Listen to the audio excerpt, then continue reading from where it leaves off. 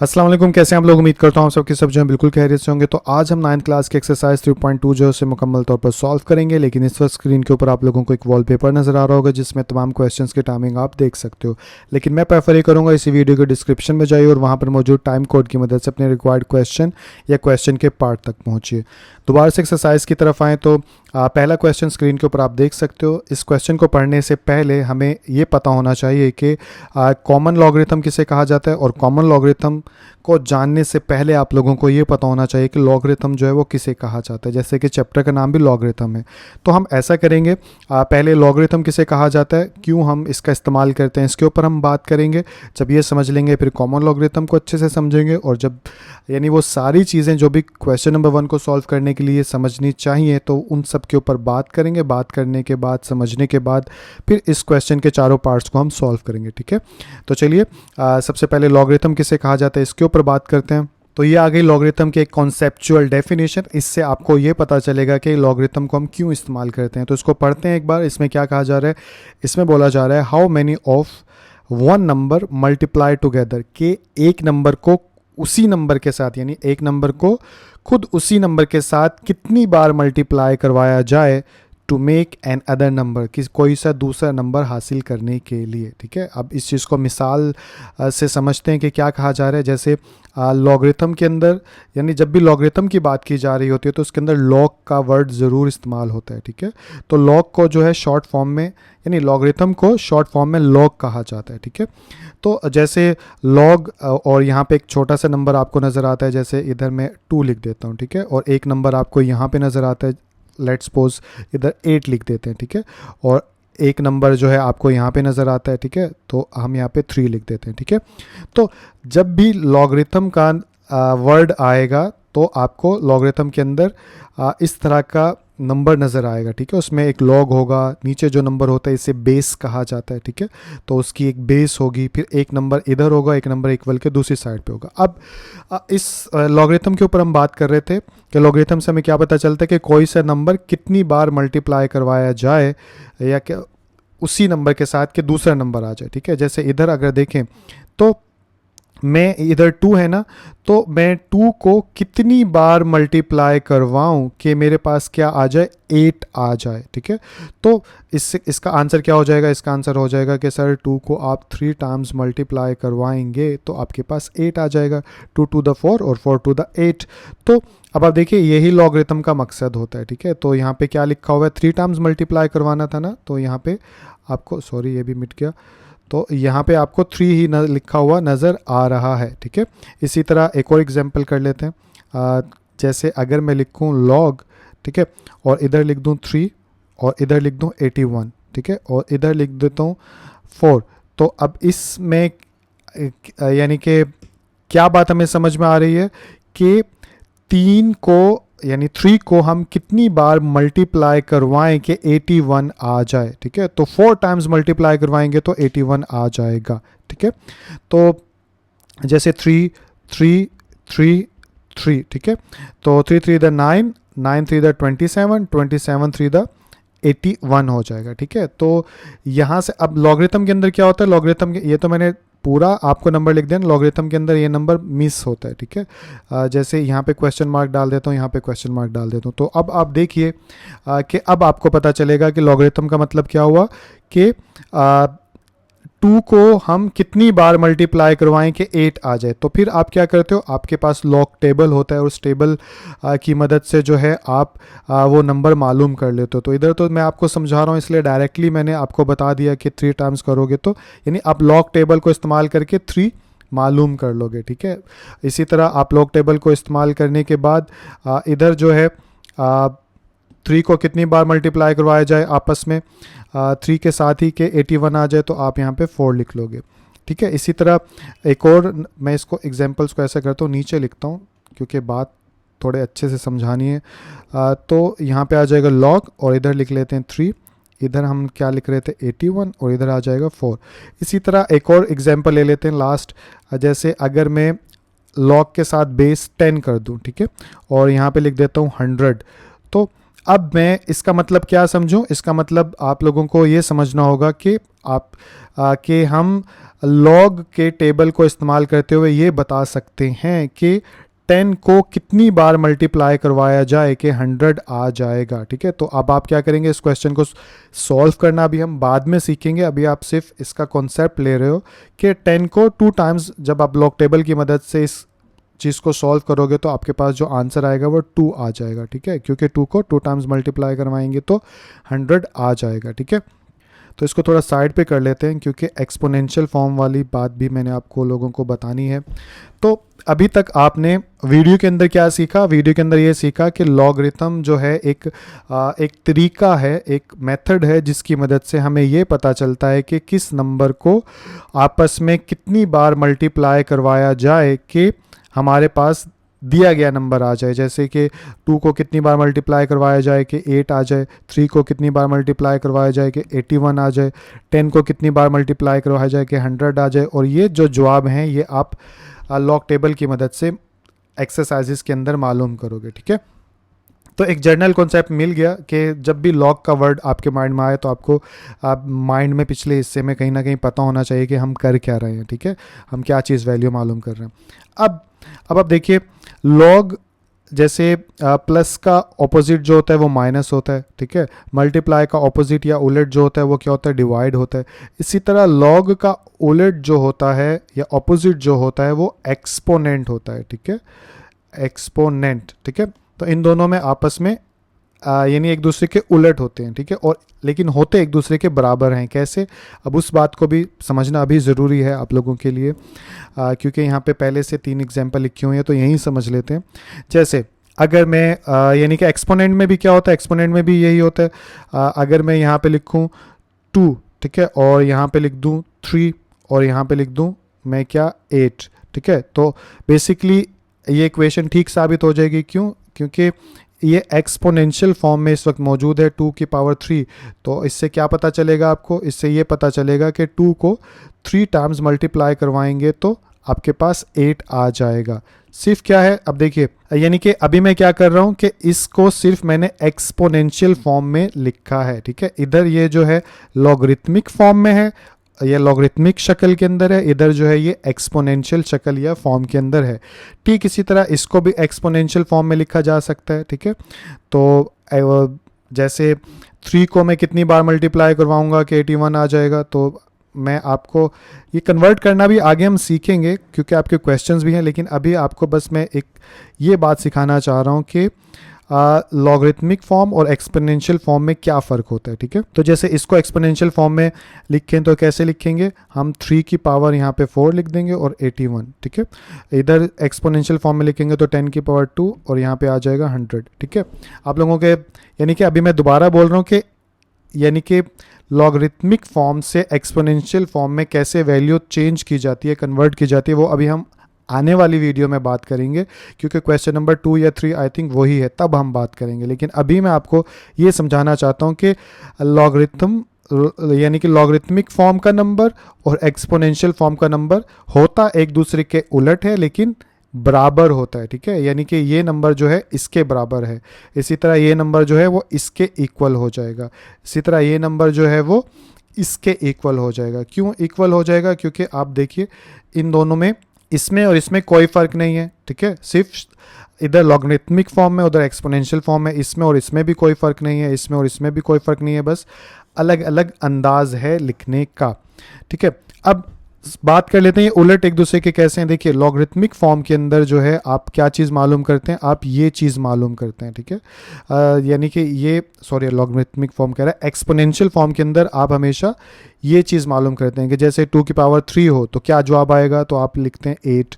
इसी तरह 3 की पावर 4 हो तो क्या जवाब आ जाएगा, आप कैलकुलेटर की मदद से या जो भी इसको सॉल्व करने का तरीका आपने समझा उसकी मदद से आप लिखते हैं 81। इसी तरह 10 की पावर 2 है तो इसका क्या आंसर आ जाएगा, 100। ठीक है, तो पता क्या चला, पता हमें ये चला कि एक्सपोनेंशियल फॉर्म में हमेशा ये चीज़ मालूम की जाती है, जबकि लॉगरिथमिक फॉर्म में क्या चीज़ मालूम की जाती है। जैसे मैं यहाँ पे लिख दूँ एक बार, यहाँ पे लिख देता हूँ 8, यहाँ पे लिख देता हूँ 81 और यहाँ पे लिख देता हूँ 100। तो लॉगरिथमिक फॉर्म में हम हमेशा ये चीज़ मालूम करते हैं। ठीक है, यानी कि ये लॉगरिथम में हमें ये चीज़ डिफाइन करनी होती है कि एक नंबर जैसे 2 है, इसको कितनी बार आपस में मल्टीप्लाई करवाएं कि 8 आ जाए। ठीक है, यही चीज़ इधर बताई थी ना। तो ठीक इसी तरह 3 को हम कितनी बार मल्टीप्लाई करवाएं। ठीक है, तो बेसिकली देखा जाए तो हम नंबर को कितनी बार मल्टीप्लाई करवाया जाए उस चीज़ को एक्सपोनेंट कहा जाता है। तो हम इसमें ये चीज़ मालूम करते हैं लॉगरिथमिक फॉर्म में, और एक्सपोनेंशियल फॉर्म में हम क्या चीज़ मालूम करते हैं, हम ये चीज़ मालूम करते हैं और ये हमारे पास दी गई होती है। ठीक है, तो आई होप समझ में आया होगा जो बच्चे, क्योंकि मुझे वीडियो बनाते वक्त हर तरह के बच्चे को सामने रख के वीडियो बनानी पड़ती है, तो जो होशियार बच्चे हैं उन लोगों को ये चीज़ समझ में आई होगी। तो क्वेश्चन सॉल्व करना एक अलग बात है। आप ये मत समझिएगा कि अगर ये चीज़ समझ में नहीं आए तो क्वेश्चन सॉल्व नहीं होगा। क्वेश्चन सॉल्व आपका हो जाएगा, लेकिन इन चीज़ों को सुनना और थोड़ा थोड़ा समझना बहुत ज़रूरी है। दैट्स वाई कि मैं इन चीज़ों के ऊपर बात कर रहा हूँ। तो अब हम बात कर लेते हैं कि सर लॉगरिथम का नंबर जो है उसे रीड कैसे करते, पढ़ते कैसे हैं। तो ये भी आपको पता होना चाहिए। सोल्यूशन के अंदर तो इसकी ज़रूरत नहीं पड़ती, लेकिन पता होना चाहिए। तो देखिए, अगर कोई भी लॉगरिथम का पूरा नंबर लिखा होगा तो आप उसे यहाँ से पढ़ना शुरू करेंगे। ठीक है, जैसे इसको कैसे पढ़ेंगे, 3 is called the logarithm of 8, फिर एंड में बेस को पढ़ेंगे, टू द बेस 2। ठीक है, दोबारा से पढ़ रहा हूँ पूरा। नेक्स्ट नंबर को 4 is called the logarithm of 81 to the base 3। ठीक है, इसी तरह अगर बेस 10 हो तो कैसे पढ़ेंगे, 2 is the logarithm of 100 to the base 10। तो इस तरह इसको पढ़ा जाता है। ठीक है, ये चीज़ भी हो गई। तो लॉगरिथम से रिलेटेड चीज़ें आपको पता चल गई। लॉगरिथम का मकसद क्या होता है, क्यों हम इसे इस्तेमाल करते हैं, एक्सपोनेंशियल फॉर्म के साथ इसका क्या ताल्लुक है। ठीक है, अब हम बात कर लेते हैं कि कॉमन लॉगरिथम जो है वो किसे कहा जाता है। तो मैं ऐसा करता हूँ, इधर डेफिनेशन लिख लेता हूँ। तो ये मैंने कॉमन लॉगरिथम की एक छोटी सी डेफिनेशन लिख ली, जिससे आपको पता चल जाएगा किसे कहा जाता है कॉमन लॉगरिथम। देखिए, पढ़ लेते हैं एक बार। Logarithm with base 10 are known as common logarithm, यानी कि ऐसा लॉगरिथम जिसमें बेस 10 हो तो उस लॉगरिथम को कॉमन लॉगरिथम कहा जाता है। जैसे लॉगरिथम में बेस मुख्तलिफ हो सकती हैं, जैसे इधर 2 है, इधर 3 है या 3 है, इधर जो है 10 है। ठीक है, तो मुख्तलिफ बेस हो सकते हैं, लेकिन अगर जो है बेस लॉगरिथम की 10 होगी तो ऐसी सूरत में उसे कहा जाएगा कॉमन लॉगरिथम। ठीक है, बाकी क्वेश्चंस करेंगे तो आपको ये चीज़ और अच्छे से समझ में आ जाएगी। अच्छा, आपकी बुक में नेचुरल लॉगरिथम की डेफिनेशन भी है, हम ऐसा करते हैं उसको भी लिख के पढ़ लेते हैं, हो सकता है ऑब्जेक्टिव में आप लोगों के काम आ जाए। तो मैं लिख लेता हूँ यहाँ पर। तो ये मैंने नेचुरल लॉगरिथम की डेफिनेशन लिख ली, जिसमें क्या कहा जा रहा है, लॉगरिथम विद बेस ई, ठीक है, are known as natural logarithm. ठीक है, तो ऐसा कोई क्वेश्चन है नहीं, लेकिन अभी क्योंकि लिखा हुआ था तो ये चीज़ ऑब्जेक्टिव के पॉइंट ऑफ व्यू से आपकी बुक में मौजूद था, तो मैंने वहाँ से उठा के डेफिनेशन भी लिख दी। बस आप इतना याद रखिए इसके नेचुरल लॉगरिथम के बारे में कि ऐसा लॉगरिथम जिसमें बेस जो है वो ई होगी तो उसे नेचुरल लॉगरिथम कहा जाएगा। ठीक है, और 10 होगी तो उसे कॉमन लॉगरिथम कहा जाएगा। तो कॉमन लॉगरिथम जो है अब आप लोगों ने समझ लिया। अब और चीज़ हमें क्या समझनी है उसकी तरफ चलते हैं। तो अब हम बात करेंगे करैक्टरिस्टिक और मेंटिसा के ऊपर कि ये किसे कहा जाता है, क्योंकि क्वेश्चन नंबर 1 सॉल्व करने के लिए आपको ये भी मालूम होना चाहिए। ठीक है, तो हम पहले डेफिनेशन पढ़ेंगे करैक्टरिस्टिक की, और इस एग्जांपल की मदद से मैं आपको बताऊंगा करैक्टरिस्टिक जो है वो किसे कहा जाता है। तो डेफिनेशन पढ़े तो इसमें बोला जा रहा है, an integral part is called the characteristic of logarithm of a number.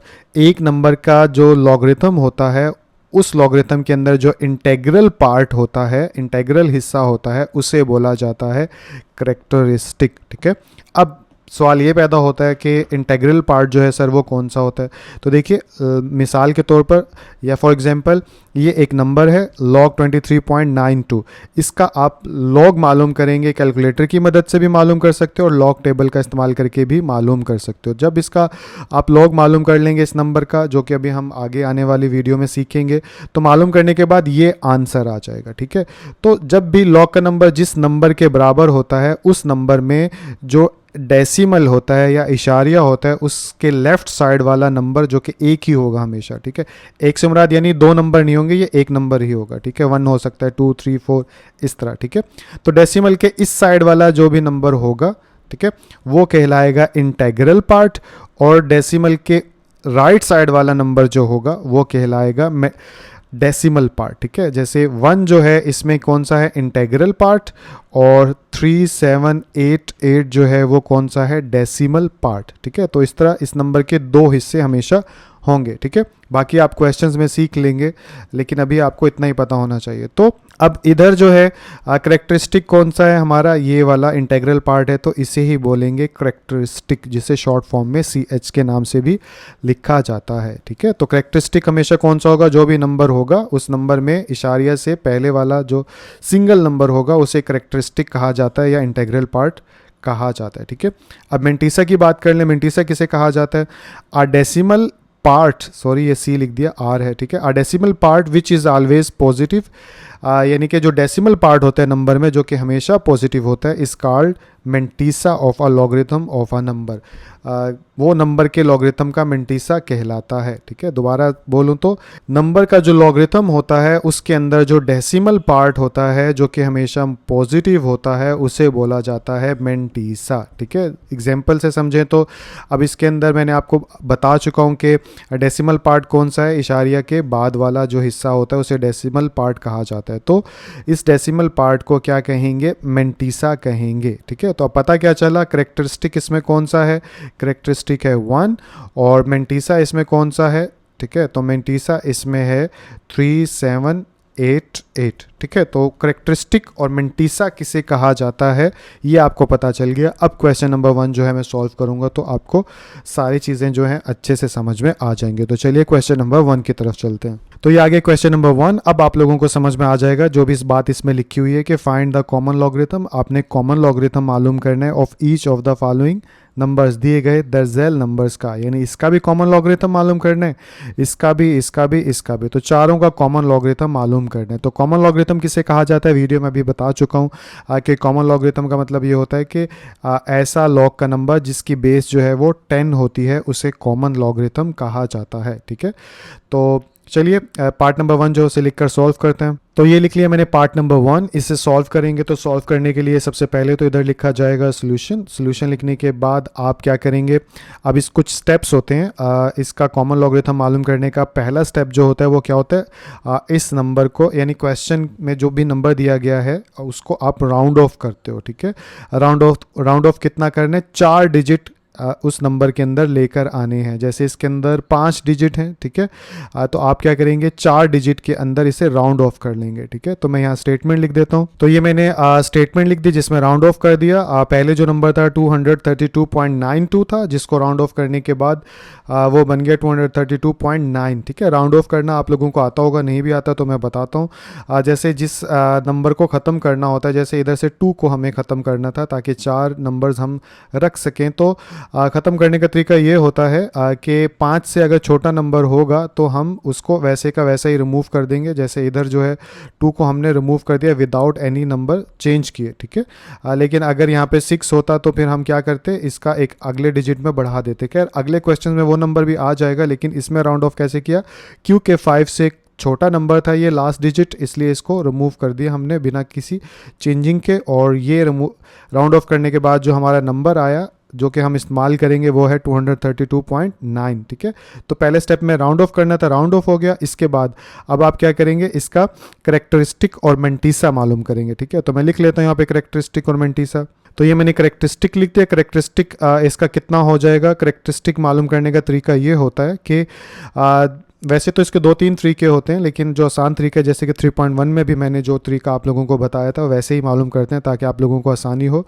जो भी नंबर हो जिसका करेक्टरिस्टिक मालूम करना है तो आप क्या देखेंगे उसमें कि डेसिमल की जो असल पोजीशन है वो कहाँ पर है वो आप देखेंगे, जो कि फर्स्ट नॉन ज़ीरो के बाद होती है, ठीक है। जैसे कि 3.1 में आपने सीखा था, तो यहाँ पे डेसिमल होना चाहिए, लेकिन इस वक्त कहाँ है, इस वक्त यहाँ पर है 2 के बाद। तो हम इसको कहाँ से कहाँ तक लेकर आएंगे, हम इसको यहाँ से यहाँ तक लेकर आएंगे। तो दरमियान में जितने नंबर होंगे, ठीक है, उतना करेक्टरिस्टिक होगा हमेशा, ठीक है। जैसे कि अभी 2 डिजिट जो है हमने इधर की तरफ मूव किया तो करेक्टरिस्टिक कितना आ जाएगा, करेक्टरिस्टिक आ जाएगा 2, ठीक है। और करेक्टरिस्टिक में भी क्या होता है, जब इधर से इधर मूव करेंगे तो पॉजिटिव करेक्टरिस्टिक होगा, और जब इधर से इधर मूव करेंगे तो नेगेटिव करेक्टरिस्टिक होगा, ठीक है। जैसे कि 3.1 में जब डेसिमल इधर लेकर जाते थे तो पॉजिटिव लिखते थे वैल्यू, और इधर लेकर आते थे तो नेगेटिव लिखते थे, ठीक है। तो सेम वैसी ही चीज़ है।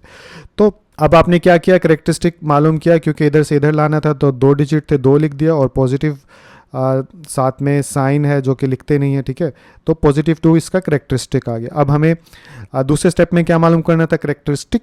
तीसरे स्टेप में हमें मालूम करना होगा मेंटिसा। तो मैं लिख लेता हूँ यहाँ पर, तो ये लिख लिया मैंने मेंटिसा। मेंटिसा जो है अब कैसे मालूम करेंगे, वो हम लॉग टेबल की मदद से मालूम करेंगे। अब लॉग टेबल की मदद से कैसे मालूम करेंगे, ये नंबर जो है 232.9 है।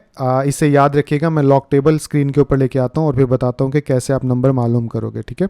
तो देखिए ये आ गया आपके सामने लॉग टेबल। आपकी बुक में सबसे पिछले पेजेस पे ये टेबल ऑफ लॉगरिथम मौजूद होगा। इस लॉग टेबल को अगर थोड़ा सा बताऊँ तो एक रो ये होती है जिसको आप इस्तेमाल करते हैं, ठीक है, ये वाली। तो और एक कॉलम ये वाला होता है जिसको आप इस्तेमाल करते हैं, ठीक है। और ये एक अलग से टेबल होता है जिसे मीन डिफरेंस कॉलम कहते हैं। तो 3 हिस्से हैं, आप ये समझ लीजिए इस टेबल के, जिनको आप इस्तेमाल करेंगे, ठीक है। अब कैसे इस्तेमाल करेंगे, हमारे पास जो नंबर था वो क्या था, 232.9 था। ये नंबर था जिसका हमने मेंटिसा मालूम करना था। अब कैसे मालूम करेंगे, देखिए सबसे पहले आप क्या करेंगे, जो हर क्वेश्चन के अंदर जो पहले 2 नंबर होंगे उनको आप देखेंगे, ठीक है। सबसे पहले क्या, जो फर्स्ट 2 डिजिट्स होंगे उनको आप देखेंगे। कहाँ देखेंगे, इस वाले कॉलम के अंदर देखेंगे। ये जो नीचे की तरफ जा रहा है ना, इस पूरे यानी कि कॉलम के अंदर आप देखेंगे, ठीक है। ये आगे भी जा रहा है, तो जो भी नंबर होगा, जैसे अगर इसके बारे में भी थोड़ा बता दूं, क्योंकि आप लोग वीडियो पहली बार देख रहे होंगे ये कुछ बच्चे, तो जैसे ये 10 से शुरू हो रहा है, ठीक है, कॉलम, और फिर 11, 12, 30, 40, और जैसे यहाँ पे 49 है, ठीक है। इससे आगे ये टेबल ख़त्म नहीं हुआ, यहाँ पे अगले पेज पे आ गया 50 है, और इस तरह ये आगे 99 तक, सॉरी नज़र नहीं आ रहा, 99 तक जा रहा है, ठीक है। तो जो भी डिजिट होगा, आप सबसे पहला स्टेप क्या करेंगे, पहले 2 नंबर्स को आप देखेंगे इसी कॉलम के अंदर जो कि अभी मैंने आपको बताया है, ठीक है।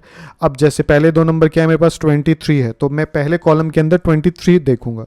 तो 23 किधर है, इधर से आप देखना शुरू करेंगे, ठीक है। तो इधर अगर देखें तो ये हमारे पास आ गया 20 के बाद 23 देखना है, तो ये हमारे पास आ गया 23, ठीक है। थोड़ा जूम करके दिखा देता हूँ, ये देखिए ये आपके पास 23 आ गया। अब अगला स्टेप क्या होगा, यहाँ पे मैंने निशान लगा लिया, ठीक है, आप लोगों को याद रहेगा। अब ये दो डिजिट तो मैंने फर्स्ट कॉलम में देख लिया। उसके बाद जो एक डिजिट है ना, इसको आप किस में देखेंगे, इसको आप इस यानी कि रो के अंदर फाइंड आउट करेंगे। जैसे कि इधर कौन सा नंबर है, ये इधर है, इसको मैं हटा देता हूँ, 2 है, ठीक है। अब इस 2 को आप देखेंगे इस वाले 0 से 9 तक नंबर के अंदर, जो भी नंबर होगा, 2 होगा, यहाँ पे 3 होगा, जो भी नंबर होगा, ठीक है। परेशान मत होइएगा, अगले क्वेश्चन भी हैं, जो चीज़ इसमें समझ में नहीं आएगी वो आपको अगले में समझ में आ जाएगी। तो 2 जो है वो किधर है, 2 अगर देखें तो 2 ये रहा हमारा, ठीक है। तो सेकंड के अंदर वैल्यू, यानी सेकंड के आप ऐसा समझ लीजिए सेकंड कॉलम के अंदर वैल्यू हम देखेंगे। अब कौन सी वैल्यू देखेंगे, 23 के सामने 2 वाली वैल्यू, ठीक है। अब समझ में आई, तो 2 वाली वैल्यू कौन सी है, अगर आप देखें तो यहाँ से 0, पहला जो बॉक्स है 0 का है, दूसरा 1 का है, तीसरा 2 का है, ठीक है। तो अब हम नीचे जाते हैं, जो हमारा 23 था, ये हमारा 23 था, ठीक है। अब आपको नज़र आ रहा होगा, ठीक है। तो इसमें पहला बॉक्स जो है 0 का था, दूसरा 1 का था, उसके बाद 2 का था, ठीक है। तो 23 के बाद हमारा जो डिजिट था वो क्या था, 2 था। तो 2 कौन सा बनेगा, ये वाला 2 नंबर बनेगा, ठीक है। तो 0 1 2 यस यही बनेगा, ठीक है। अब आपको मैं थोड़ा इकट्ठा दिखा देता हूँ ताकि आपको समझ में आए। ये देखिए एक स्क्रीन में थोड़ा सा मुश्किल है, तो ये देखिए ये लाइन सीधी जो है यहाँ पे, अब आप देख सकते हैं जा रही है। तो सबसे पहले क्या देखा, 23 के बाद जो नंबर था उसको फिर हमने आगे देखा। अब आगे देखने के बाद ये नंबर क्या है, ये हमारे पास है, जूम करके दिखा देता हूँ, 3655, ठीक है। तो 3655 है, तो आप यहाँ पे लिख लेते हैं हम 36, इसको मिटा देता हूँ, इसकी ज़रूरत नहीं है। हमारे सामने आया है 3655, ठीक है। तो हमने अभी तक ये 3 नंबर को इस्तेमाल कर लिया। अब उसके बाद जो है 9 वाला नंबर रह गया, ठीक है। तो 9 वाले नंबर को हम कहाँ देखेंगे, वो हम मीन डिफरेंस के अंदर देखेंगे। अब मीन डिफरेंस में क्या देखेंगे, 9 डिजिट है हमारे पास, तो 9 को देख लेंगे हम, ठीक है। तो 9 को देखें तो यहाँ 1 से शुरू हो रहे हैं और 9 तक आगे जा रहे हैं, ठीक है। तो ये हमारा 9 नंबर वाला लाइन है, कॉलम है, आप इसको किसी भी तरह से अंडरस्टैंड कर सकते हो। तो अब 9 नंबर में देखेंगे और किसके सामने, 23 के सामने, ठीक है। तो ये आखिरी लाइन है, इसको तो जहन में रखना आसान होता है। तो 23 के सामने जाएं तो ये आ गया 23, ठीक है।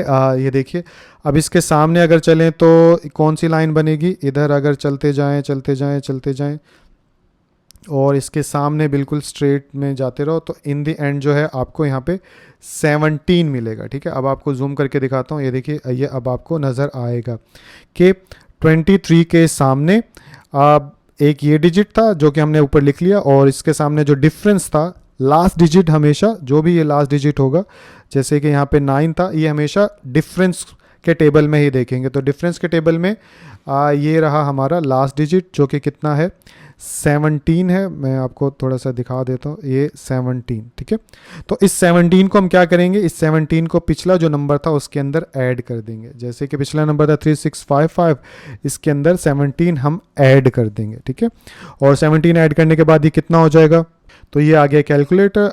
ये था हमारे पास 3655 प्लस यहाँ पे आ जाएगा 17, और ये हमारे पास नंबर आ जाएगा 3672। ठीक है, तो यहाँ पे आ जाएगा 3672। ये आप रफ अमल में कर लीजिएगा, मेरे पास मैंने इसी के ऊपर थोड़ा सा सॉल्व कर दिया ताकि आपको सारी चीज़ें समझा सकूं। तो बस इतना काम था इसके अंदर।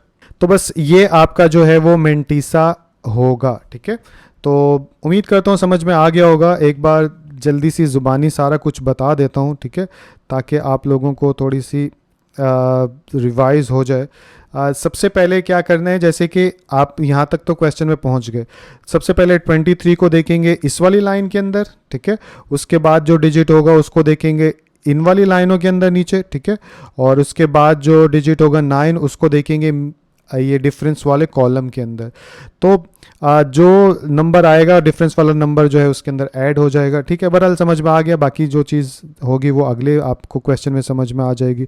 तो इन दी एंड हमारे पास क्या आया, 3672 नंबर आया। तो ये हम मेंटिसा में लिख लेते हैं, तो यहाँ पे आ जाएगा 3672। ठीक है, तो ये हमारा मेंटिसा हो गया। और मेंटिसा जो होता है वो कौन सा होता है, डेसिमल पार्ट होता है, तो इसलिए यहाँ पे इशारिया भी लगा देते हैं। ठीक है, डेसिमल पार्ट यानी इशारे के बाद वाला होता है, तो इसलिए 0 यानी कि 0.3672 इधर लिख देंगे। ठीक है, तो ये नंबर कैसे हासिल हुआ वो भी पता चल गया। इशारिया क्यों लगा, क्योंकि मेंटिसा डेसिमल पार्ट होता है इशारे के बाद वाला, और ये इशारिया के पहले वाला होता है, तो इसलिए ये विदाउट डेसिमल लिख लिया, और ये इशारे के बाद वाला था तो 0 पॉइंट करके ये लिख लिया। तो तीसरा स्टेप में आपने मेंटिसा निकालना था, मेंटिसा भी मालूम कर लिया। अब लास्ट फोर्थ स्टेप है। फोर्थ स्टेप में क्या करेंगे, आप इसका कॉमन लॉगरिथम मालूम कर लेंगे। अब कॉमन लॉगरिथम मालूम हम इस नंबर का हमने करना था ना, तो इसके साथ अब हम क्या लिख लेंगे, हम इसके साथ लिख लेंगे लॉग। ठीक है, और ये नंबर है क्या है, 232.92। ठीक है, तो ये पूरा लॉग यानी कि कॉमन लॉग आ गया। ठीक है, एक चीज़ और, यहाँ पे बेस नहीं लिखी हुई, ये चीज़ मैंने अभी तक नहीं बताई थी ताकि मैं यहाँ पे आपको बता सकूँ। जिस लॉगरिथम के यहाँ पर कुछ नहीं लिखा होता वहाँ पर क्या लिखा होता है, इट्स मीन 10 लिखा होता है। ठीक है, तो जो भी कॉमन लॉगरिथम होगा उसके अंदर आपको यहाँ पे 10 लिखा हुआ कभी भी नज़र नहीं आएगा। ठीक है, तो जब भी लॉग के साथ यहाँ पे कुछ भी लिखा नज़र ना आए तो आप समझ लीजिए कि कॉमन लॉगरिथम को रिप्रेजेंट किया गया या दिखाया गया, या फिर कॉमन लॉगरिथम की बात की जा रही है। ठीक है, तो ये चीज़ समझ में आ गई ना कि यहाँ पे 10 नहीं लिखा हुआ। ये बिल्कुल ऐसी बात है जैसे कि कोई भी नंबर जैसे पॉजिटिव होता है तो हम उसके साथ जो है पॉजिटिव नहीं लिखते। जैसे 2 के साथ अगर कोई भी साइन नहीं है तो आप समझ लेते हैं पॉजिटिव है। ठीक ऐसी ही बात है ये कि अगर लॉग के साथ कोई बेस नहीं मौजूद तो इट्स मीन आप समझ लें यहाँ पे 10 मौजूद है, क्योंकि कॉमन लॉगरिथम को विदाउट बेस भी लिखा जाता है। तो इसलिए सिर्फ में लॉग 232.92 ये नंबर था, इसका कॉमन लॉगरिथम मालूम करना है। तो अब हमने यानी कि करेक्टरिस्टिक और मेंटिसा मालूम करना है। तो फोर्थ स्टेप में आप क्या करेंगे, फोर्थ स्टेप में करेक्टरिस्टिक और मेंटिसा को ऐड कर लेंगे। ठीक है, मैं यहाँ लिख लेता हूँ। तो ये मैंने करेक्टरिस्टिक और मेंटिसा लिख लिया। करेक्टरिस्टिक की वैल्यू जो है वो क्या है 2, और मेंटिसा की वैल्यू जो है वो क्या है 0.3672। अब इन दोनों को आप ऐड करोगे तो कितना आ जाएगा, कैलकुलेटर आपके पास यहाँ पर मौजूद है हमारे पास। ठीक है, तो इसके अंदर यानी 2 + 0.3672 हम ऐड करेंगे तो ये आ जाएगा 2.3672। तो 2.3672। ठीक है, तो ये आपका क्या हो जाएगा, आंसर हो जाएगा। तो आपने लॉग यानी कॉमन लॉग मालूम करना था 232.92 का, तो वो आपने मालूम कर लिया। सॉरी नज़र नहीं आ रहा आपको, अब नज़र आ रहा होगा, ठीक है। तो जो कॉन्सेप्ट आप जिन बच्चों ने समझा उनको मैं बताऊं तो बेसिकली हमने लॉग की मदद से क्या मालूम किया, लॉग की मदद से हमने ये मालूम किया, इसको अगर मैं बेस के साथ लिखूं 232.92, ठीक है, और यहाँ पे 2.3672। तो हमने ये चीज़ मालूम की है कि लॉग का मतलब क्या होता है कि 10 की पावर में कितनी रखूं, ठीक है, कि मेरे पास ये नंबर आ जाए। तो 10 की पावर अगर आप ये रखेंगे तो आपके पास ये डिजिट आ जाएगा, ठीक है। तो यही आपका कॉन्सेप्ट था कि लॉग हम क्यों मालूम करते हैं। तो बेसिकली लॉगरिथम एक तरीका है जिसकी मदद से आप ये मालूम कर सकते हो कि बेस को कितनी बार आपस में मल्टीप्लाई करवाया जाए कि कोई भी नंबर या रिक्वायर्ड नंबर हम हासिल कर सकें, ठीक है। तो वो कैलकुलेटर से आपके सामने मालूम करके भी दिखा देता हूँ। तो ये हमारे पास कैलकुलेटर आ गया। अब हम 10 की पावर ये रखेंगे तो हमारे पास ये आंसर आ जाएगा, ठीक है। तो करके देखते हैं। 10 की पावर, आप कैलकुलेटर में एरो का बटन होगा ऊपर की तरफ, वो दबा लीजिएगा। इसमें ये बटन दबाना पड़ता है, ठीक है। ये बटन दबाने के बाद मैं ये वाला नंबर लिखूंगा 2.3672 और ये इक्वल का बटन दबाया तो 232.916। तो राउंड ऑफ करेंगे 6 को तो यहाँ पे 92 बन जाएगा। तो अब आप देख सकते हो 232.96।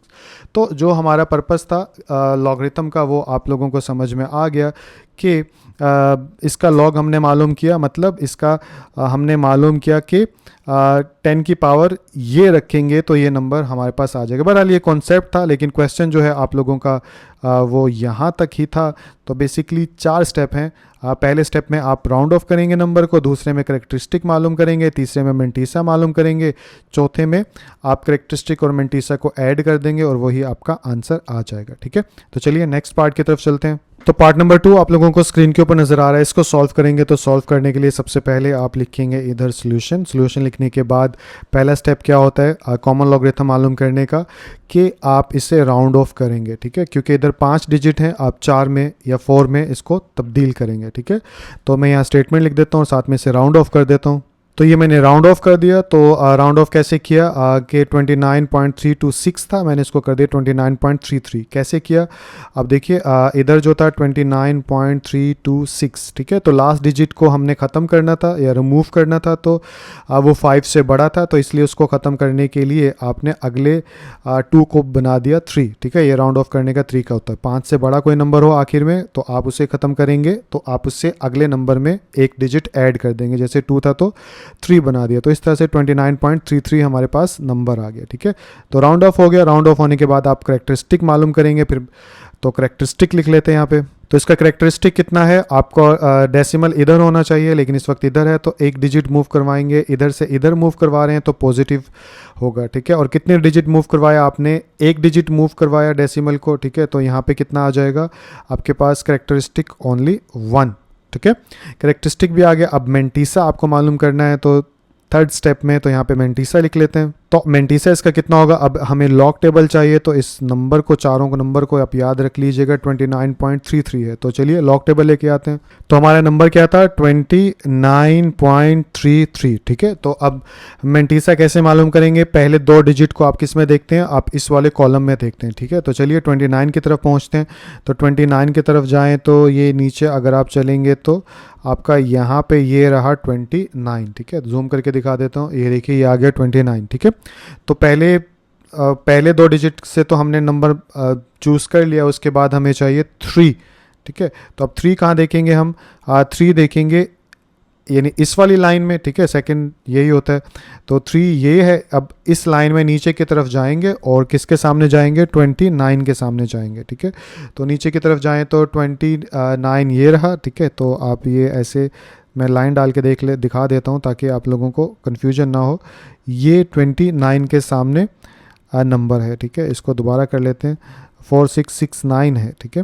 तो ये जैसे इसकी लाइन के बिल्कुल सामने 29 के सामने 3 डिजिट में 4669 है। इसके बाद हम क्या करते हैं, इसके बाद हम आप अगेन से 4 डिजिट जो है उसको देखते हैं। उसको किस में देखते हैं, हम उसको देखते हैं यहाँ पे मीन डिफरेंस के कॉलम के अंदर, ठीक है। तो 3 इसमें देखें तो 3 कौन सा है, ये वाला।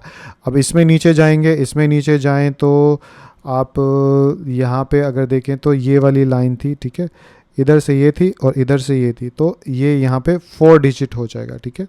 तो आपको मैं जूम करके दिखा देता हूँ, यहाँ पे ये 4 ही लिखा हुआ है, ठीक है। तो इधर आ जाएगा 4।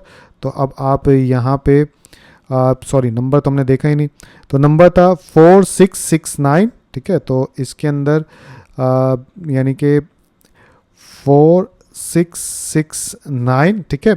यानी कि आपने 29 को 3 में देखा, तो आपके पास क्या नंबर आया 4669। इसके अंदर आप ऐड कर देंगे डिफरेंस को, और डिफरेंस कितना था, डिफरेंस आपने यहाँ पे देखा 4 था, ठीक है। तो 4 इसके अंदर ऐड करेंगे, तो यहाँ पे लिख लेते हैं 4, तो कितना हो जाएगा 73 हो जाएगा। ये आ जाएगा हमारे पास 4673, ठीक है।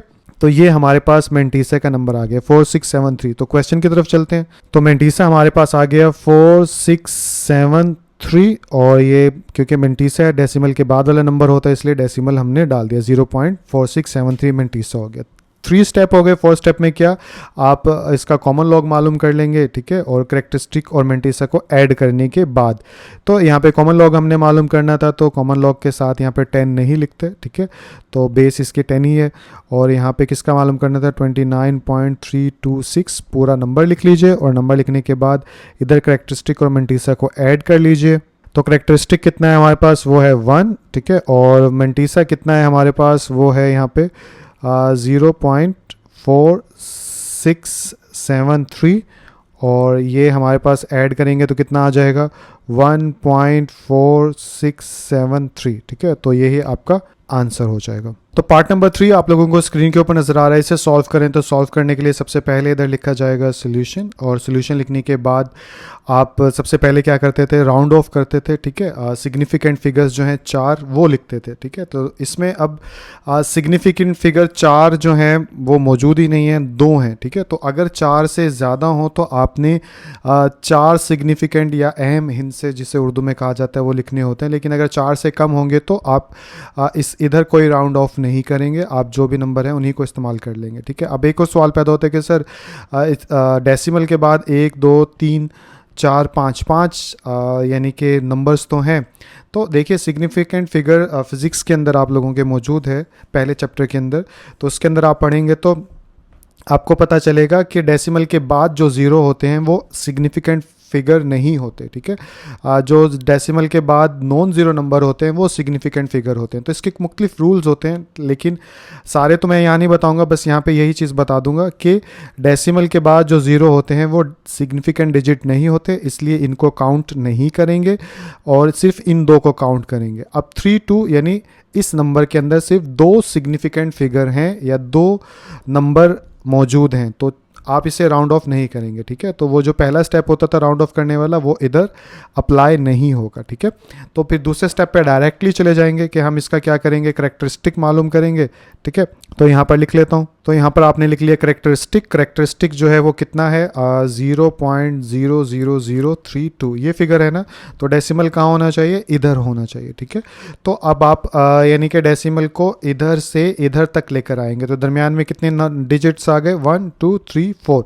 तो इसका जो करेक्टरिस्टिक है वो कितना हो जाएगा 4 हो जाएगा, ठीक है। अब पॉजिटिव होगा या नेगेटिव, ठीक है। पिछली एक्सरसाइज अच्छे से किया तो आप लोगों को पता चल चुका होगा, जब डेसिमल को इधर से इधर की तरफ लेकर जाते हैं तो माइनस का साइन लगाते हैं, और जब इधर से इधर की तरफ लेकर आते हैं तो पॉजिटिव लगाते हैं, ठीक है। तो अब इधर जो है क्योंकि लेफ्ट से राइट की तरफ गए हैं तो माइनस का करेक्टरिस्टिक होगा। अब माइनस का नंबर जो है ना लॉगरिथम के अंदर जो करेक्टरिस्टिक माइनस का होता है तो इसको ऊपर बार की सूरत में डाल देते हैं, ठीक है, 4 बार की सूरत में, यानी आप ऐसे माइनस नहीं डालेंगे, ठीक है।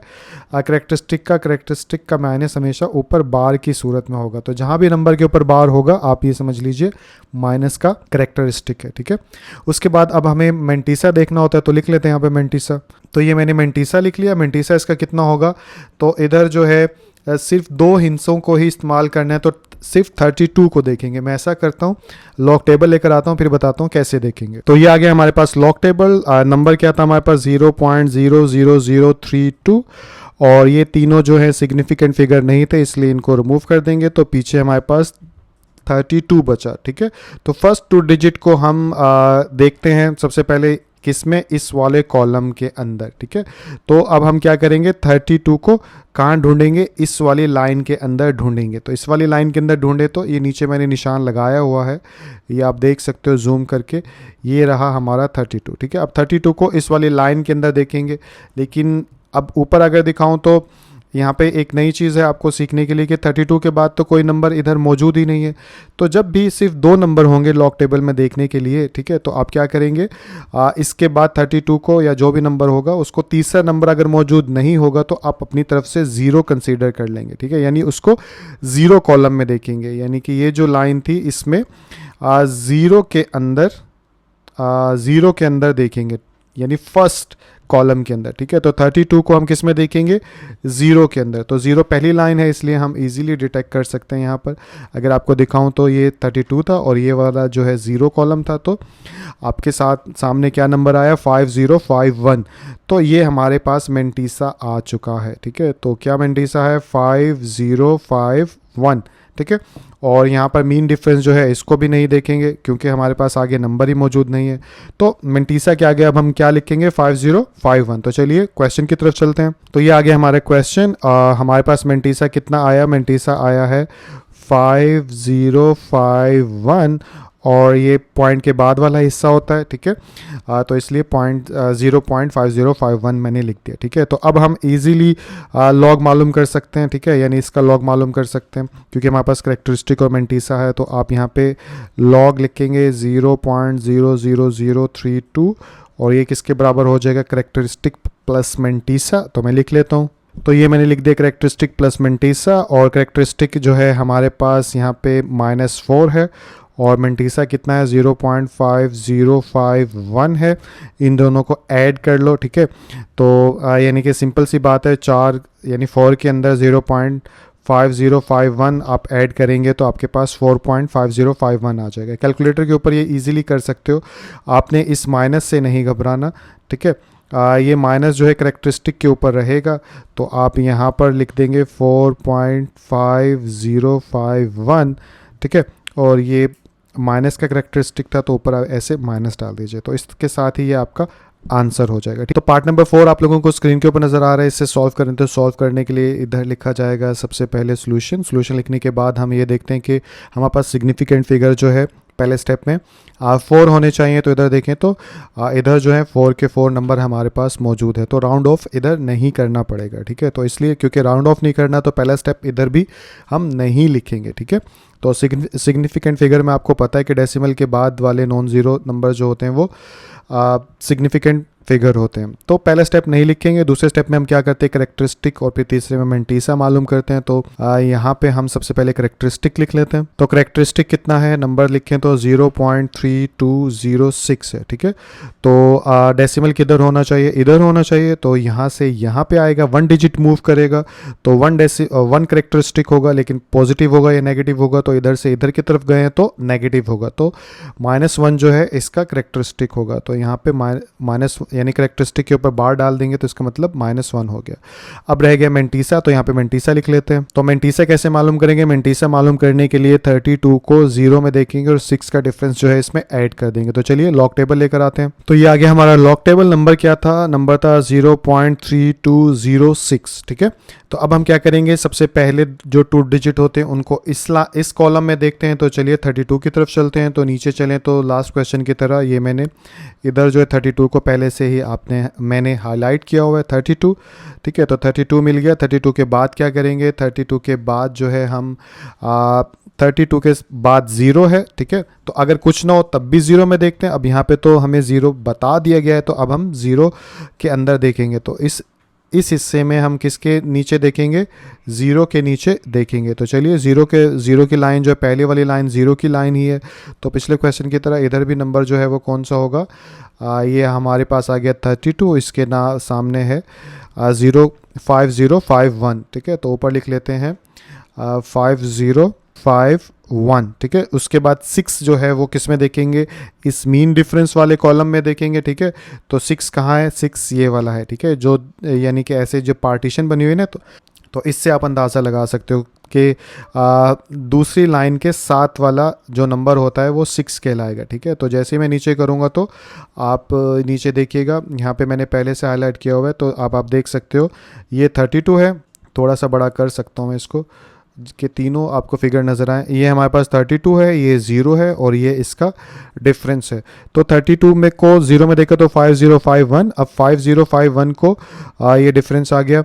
इसके अंदर 8 जो है, ये 8 नज़र आ रहा है, 8 का डिफरेंस है तो 8 ऐड कर देंगे, ठीक है। तो यहाँ पे आप 5051 के अंदर ऐड कर देंगे 8, तो कितना बन जाएगा, ये बन जाएगा 5059, ठीक है। तो ये हमारे पास इस तरह से मेंटीसा आ गया। तो चलिए क्वेश्चन की तरफ दोबारा चलते हैं। तो ये आ गया हमारे पास क्वेश्चन, और क्वेश्चन में मेंटीसा के आगे लिख देंगे 0.5059, तो यहाँ पे आ जाएगा 5059, ठीक है। और इसको मिटा देते हैं, अब इसकी ज़रूरत नहीं है। तो इसके बाद अब हम यहाँ पे लिख सकते हैं लॉग 0.3206 जो है वो किसके इक्वल आ जाएगा, करेक्टरिस्टिक प्लस मेंटीसा। तो करेक्टरिस्टिक कितना है इसका, वो है -1, तो आप यहाँ पे -1 लिख दीजिए, प्लस मेंटीसा कितना है 0.5059, ठीक है। और ये इक्वल डालना मत भूलिएगा। और इसके बाद जब इसमें कैलकुलेटर से ऐड करेंगे, तो मैं कैलकुलेटर से करके दिखा देता हूँ।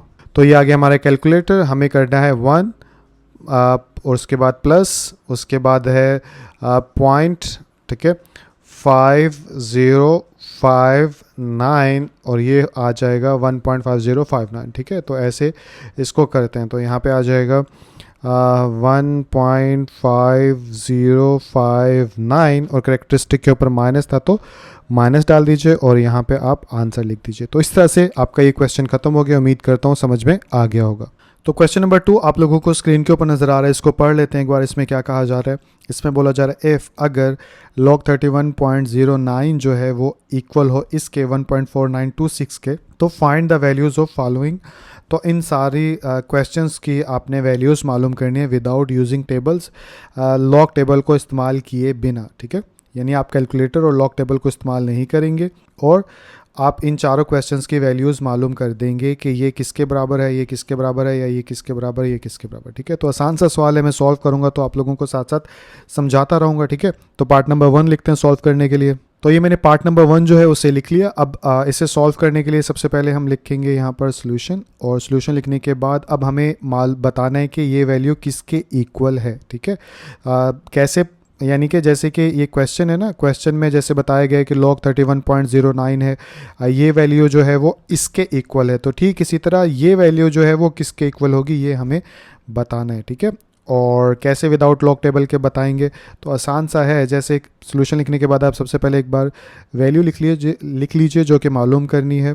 तो यहाँ पे आ जाएगा log 3.109, ठीक है। अब लॉग की वैल्यू मालूम करने के लिए हमें क्या करना होता है, करेक्टरिस्टिक मालूम करना होता है, फिर मेंटीसा मालूम करना होता है, और फिर करेक्टरिस्टिक और मेंटीसा को ऐड कर देते हैं तो हमारे पास वैल्यू आ जाती है, ठीक है। तो चलिए वही काम करेंगे। तो सबसे पहले करेक्टरिस्टिक लिखते हैं और वो मालूम करते हैं। तो ये मैंने करेक्टरिस्टिक लिख लिया, वो कितना होगा, तो देखिए 3.109 ये नंबर है। तो डेसिमल किधर होना चाहिए, इधर होना चाहिए। तो डेसिमल अपनी असल पोजीशन पे पहले से ही मौजूद है, हमें उसको मूव नहीं करवाना पड़ा, ना इधर से इधर और ना इधर से इधर। तो जब भी डेसिमल अपनी जगह पे मौजूद होगा तो करेक्टरिस्टिक हमेशा 0 आ जाएगा। 0 क्यों आएगा, क्योंकि उसको मूव ही नहीं करवाया, ठीक है। जब मूव करवाते हैं जितने डिजिट उतने ही तो हम लिखते हैं। तो करेक्टरिस्टिक 0 आ गया, और 0 की खास बात क्या होती है, ना ये प्लस का होता है ना ये माइनस का होता है, तो इसलिए 0 0 ही होता है, ठीक है। तो इसलिए यहाँ पे 0 लिख दिया। उसके बाद हमने मेंटीसा मालूम करना है, तो यहाँ पे मेंटीसा लिख लेते हैं। तो मेंटीसा कैसे मालूम करते हैं, मेंटीसा मालूम करते हैं जैसे ये नंबर शायद छोटा हो नज़र ना आ रहा हो, तो इसलिए मैंने यहाँ पर ये लिख दिया। तो इसके ऊपर आप देख के मालूम कर लीजिएगा। तो मेंटीसा में देखिए सबसे पहले हम क्या देखते हैं, पहले 2 नंबर को देखते हैं, ठीक है। अभी पिछले क्वेश्चन में आपने देखा था पहले 2 नंबर को, यानी 31 को देखते हैं लॉग टेबल में 0 के अंदर, और फिर जो नंबर होता है उस नंबर के अंदर 9 का डिफरेंस जो है वो ऐड कर देते हैं, ठीक है। तो ये प्रोसीजर होता है, लेकिन यहाँ पे तो लॉग टेबल इस्तेमाल ही नहीं करना, तो क्या करेंगे, तो हम ये जो दिया गया है इक्वेशन, इस इक्वेशन का इस्तेमाल करके हम मालूम करेंगे। अब कैसे मालूम करेंगे, अब आप ध्यान से देखिए ये नंबर हमने कैसे मालूम, यानी करेक्टर ये जो आंसर होता है ये 2 चीज़ों से मिलके बनता है ना, एक करेक्टरिस्टिक और फिर मेंटीसा, ठीक है। तो मेंटीसा कौन सा हिस्सा होगा, ये वाला हिस्सा जो है वो मेंटीसा है, ठीक है, और ये वाला हिस्सा जो है वो करेक्टरिस्टिक है, ठीक है। तो अब हम मेंटिसा की बात कर रहे हैं ना, तो मेंटिसा में अगर आप देखें गौर से तो ये नंबर 3109 इधर भी है और 3109 इधर भी है।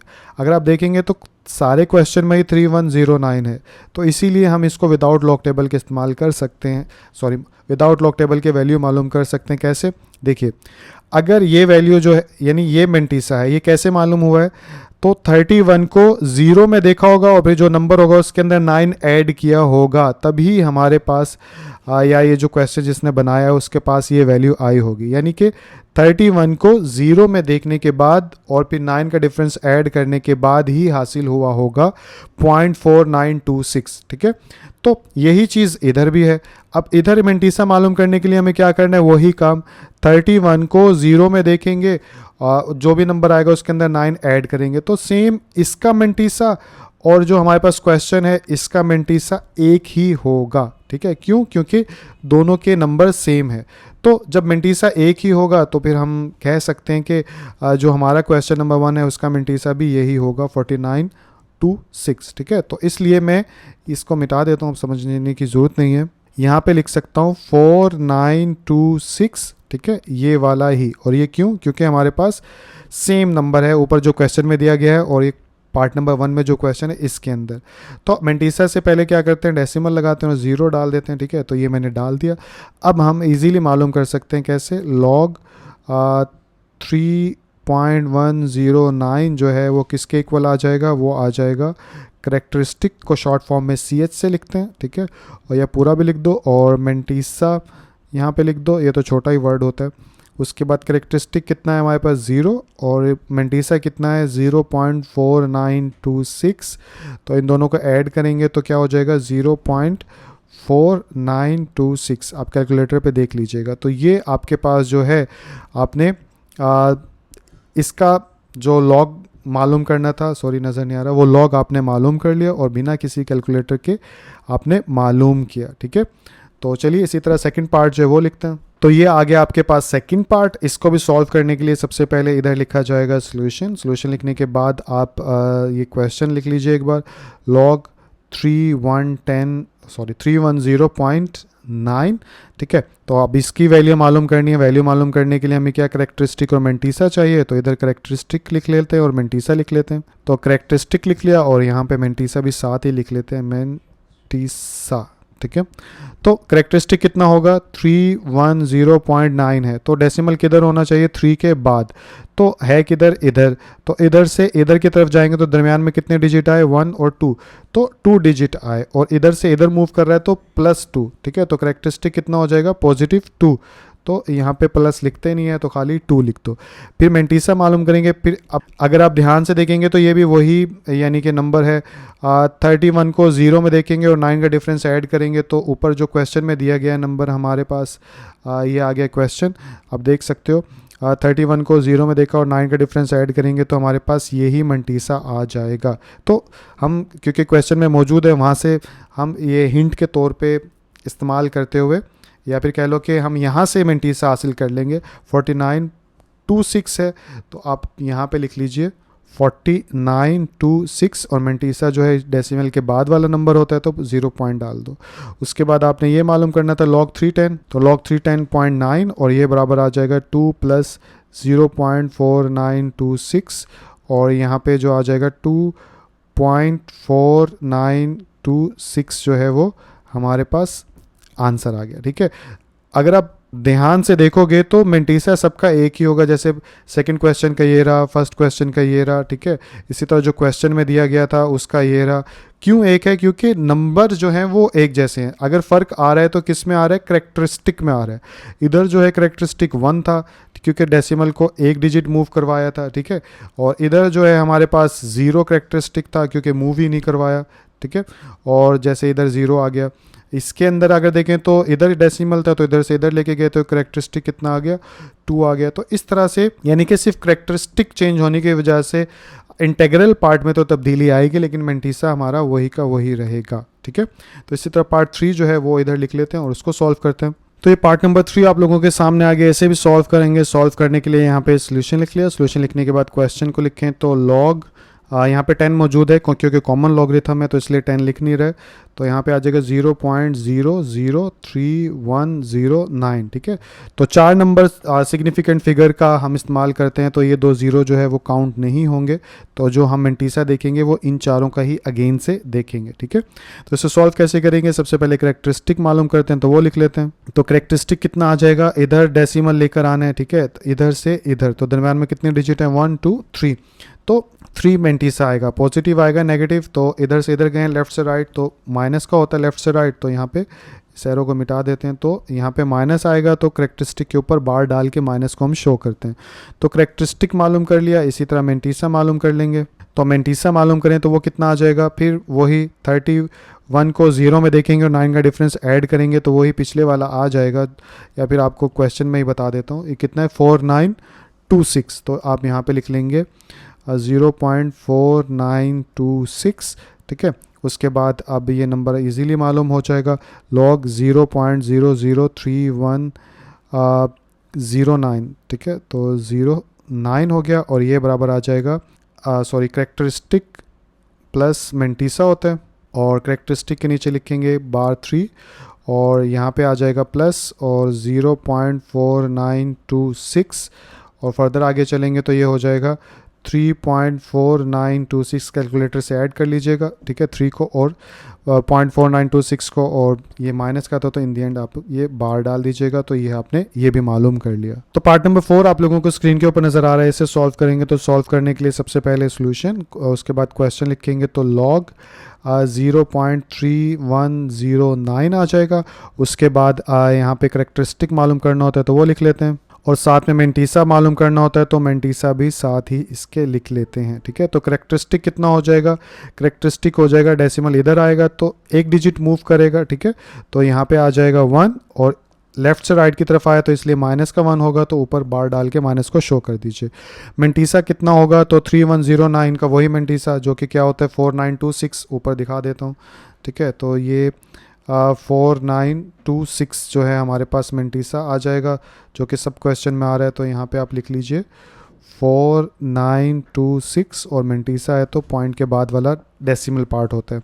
इसके बाद यहाँ पे आ जाएगा क्वेश्चन अगेन से, लॉग 0.3109 मालूम करना था, तो ये बराबर होगा करेक्टरिस्टिक को ऐड कर देंगे मंटीसा के अंदर, ठीक है।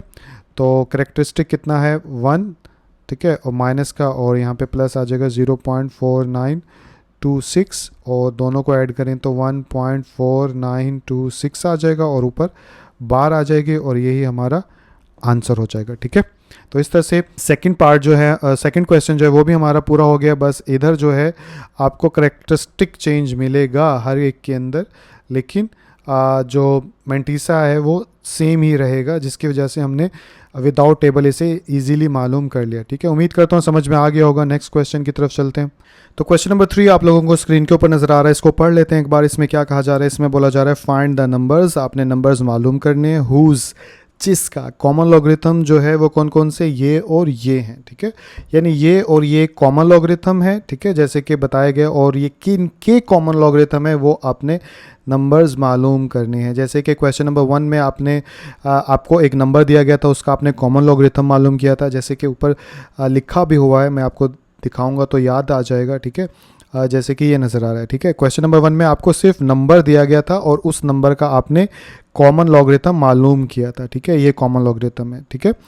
जैसे ये खाली नंबर था तो फिर हमने प्रोसीजर को अपनाया और लॉग इसके साथ लगाया, और फिर ये आपका कॉमन लॉगरिथम आ गया। तो इस क्वेश्चन में उलट है, ठीक है, क्या कि आपके पास कॉमन लॉगरिथम जो हैं वो दिए गए हैं और आपने जिनका ये कॉमन लॉगरिथम है वो नंबर मालूम करने हैं। जैसे कि इस क्वेश्चन में अगर बताऊं तो क्या कहा जा रहा है इस क्वेश्चन नंबर 3 के अंदर, यानी कि क्वेश्चन नंबर 3 के अंदर इस तरह का नंबर दिया गया है और आपने वो नंबर मालूम करना है जिसका ये कॉमन लॉगरिथम है, ठीक है। तो पहले क्वेश्चन का उलट है, पहले क्वेश्चन में नंबर से आपने कॉमन लॉगरिथम मालूम किया था, लेकिन इधर आप कॉमन लॉगरिथम से वो नंबर मालूम कर रहे हैं, ठीक है। तो आसान सा है, बाकी अगर समझ में नहीं भी आया तो परेशान मत होइएगा, मैं सॉल्व करूँगा तो आपको समझ में आ जाएगा, ठीक है। तो हमने क्या मालूम करना है, इनका नंबर मालूम करना है। तो सबसे पहले पार्ट नंबर 1 को लिख लेते हैं और उसके बाद जो है मैं इसे सॉल्व करता हूँ। तो ये मैंने पार्ट नंबर 1 जो है उसे लिख लिया। अब इसे सॉल्व कैसे करेंगे? सॉल्व करने के लिए सबसे पहले आप सोल्यूशन लिखेंगे, तो यहाँ पे लिख लेते हैं सोल्यूशन। और सोल्यूशन लिखने के बाद जैसे कि क्वेश्चन में बता दिया गया कि ये कॉमन लॉगरिथम है, तो इनको कॉमन लॉगरिथम को यानी कॉमन लॉगरिथम के साथ लॉग लिखा हुआ होता है। जैसे कि ऊपर आपने इस क्वेश्चन में देखा था कि अगर ये कॉमन लॉगरिथम था तो इसके दूसरी साइड पे क्या लॉग लिखा हुआ है, ठीक है। तो कॉमन लॉगरिथम की पहचान आई होप आपको याद होगी, जिसमें लॉग खाली लिखा होता है विदाउट बेस के, ठीक है, क्योंकि 10 बेस होती है वो लिखते नहीं है। तो हम इसको कैसे लिख सकते हैं? क्योंकि ये कॉमन लॉगरिथम है तो हम यहाँ पे लिख सकते हैं लॉग। कॉमन लॉगरिथम में 10 इधर नहीं लिखा जाता, तो इसको ऐसे लिख लेते हैं। और यहाँ पे एक नंबर होता है, ठीक है, और दूसरी तरफ भी एक नंबर होता है, ठीक है। तो इसमें कॉमन लॉगरिथम किसके बराबर है? जो यानी कि इसके बराबर है, तो ये वाला नंबर यहाँ लिखेंगे। जैसे कि ऊपर पहले क्वेश्चन में यानी कि हमने कॉमन लॉगरिथम मालूम किया था किसका? इस नंबर का, तो वो दूसरी तरफ लिखा हुआ था, ठीक है। तो अगर डिटेल में चीज़ें देखी हैं तो आपको बात समझ में आ रही होगी। तो हम क्या यहाँ पे बात कर रहे थे कि कॉमन लॉगरिथम तो हमारे पास मौजूद है, तो यहाँ पे पहला पार्ट कर रहे हैं, तो पहला पार्ट ये वाला है, ठीक है। तो यहाँ पे लिख लेते हैं 3.5 और आगे है 6 2 1, ठीक है। अब यहाँ वाला नंबर जो है आपने मालूम करना है। जैसे कि यहाँ वाला नंबर जो है वो मालूम करना है, तो मैथ के अंदर जो भी चीज़ मालूम करनी होती है, फाइंड करनी होती है, तो उसको वेरिएबल से रिप्रेजेंट करते हैं, यानी एक्स वाई जेड इस तरह के अल्फ़ाबेट से उसको रिप्रेजेंट करते हैं। तो यहाँ पे हम क्या लिख लेंगे? यहाँ पे हम एक्स लिख लेंगे, ठीक है। तो ये चीज़ हमें फाइंड आउट करनी है।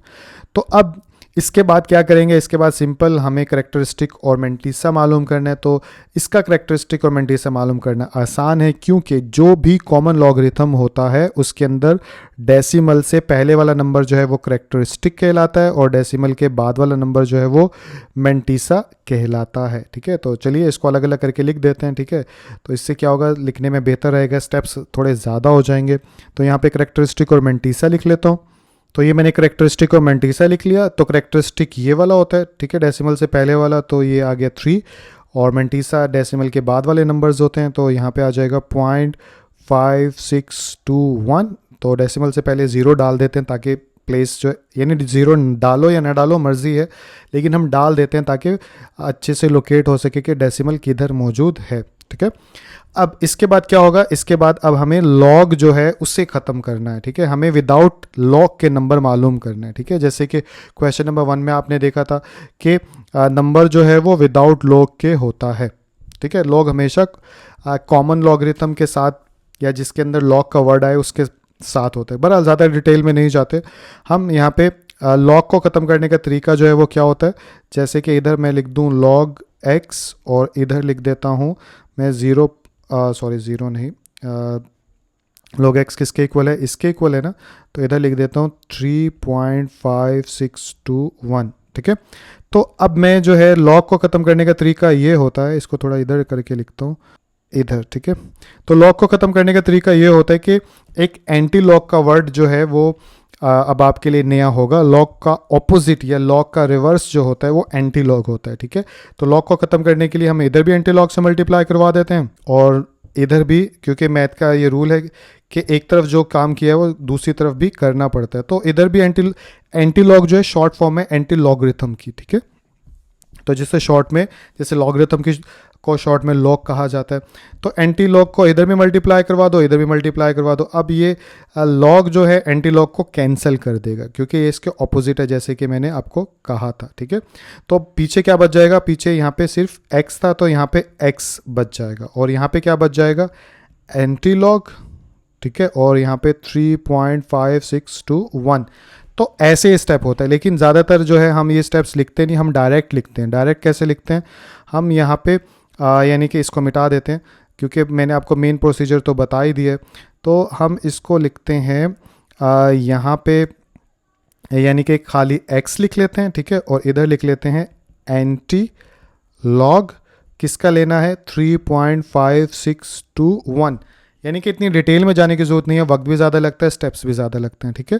तो जब भी यहाँ पे यानी कि आपके टीचर्स भी या मुख्तलिफ की बुक्स में या कहीं पे देखो x is equal to antilog, तो आपने समझ लेना है कि एंटी लॉग कैसे आया। लॉग को दोनों तरफ मल्टीप्लाई करवाया, कैंसिल किया, और बदले में इस चीज़ को ऐसे भी समझ सकते हैं, मैंने तो डिटेल में बता दिया, और इस चीज़ को ऐसे भी समझ सकते हैं कि भाई लॉग को ख़त्म करना है तो हम क्या करेंगे, इधर एंटी लॉग ले लेंगे, ठीक है। तो आप ऐसे भी इस बात को समझ सकते हो कि लॉग को ख़त्म करने के लिए हम नंबर के साथ, यानी इधर लॉग को ख़त्म कर दिया तो इधर नंबर के साथ एंटी लॉग लिख लिया, ऐसे भी इस बात को समझ सकते हैं, ठीक है।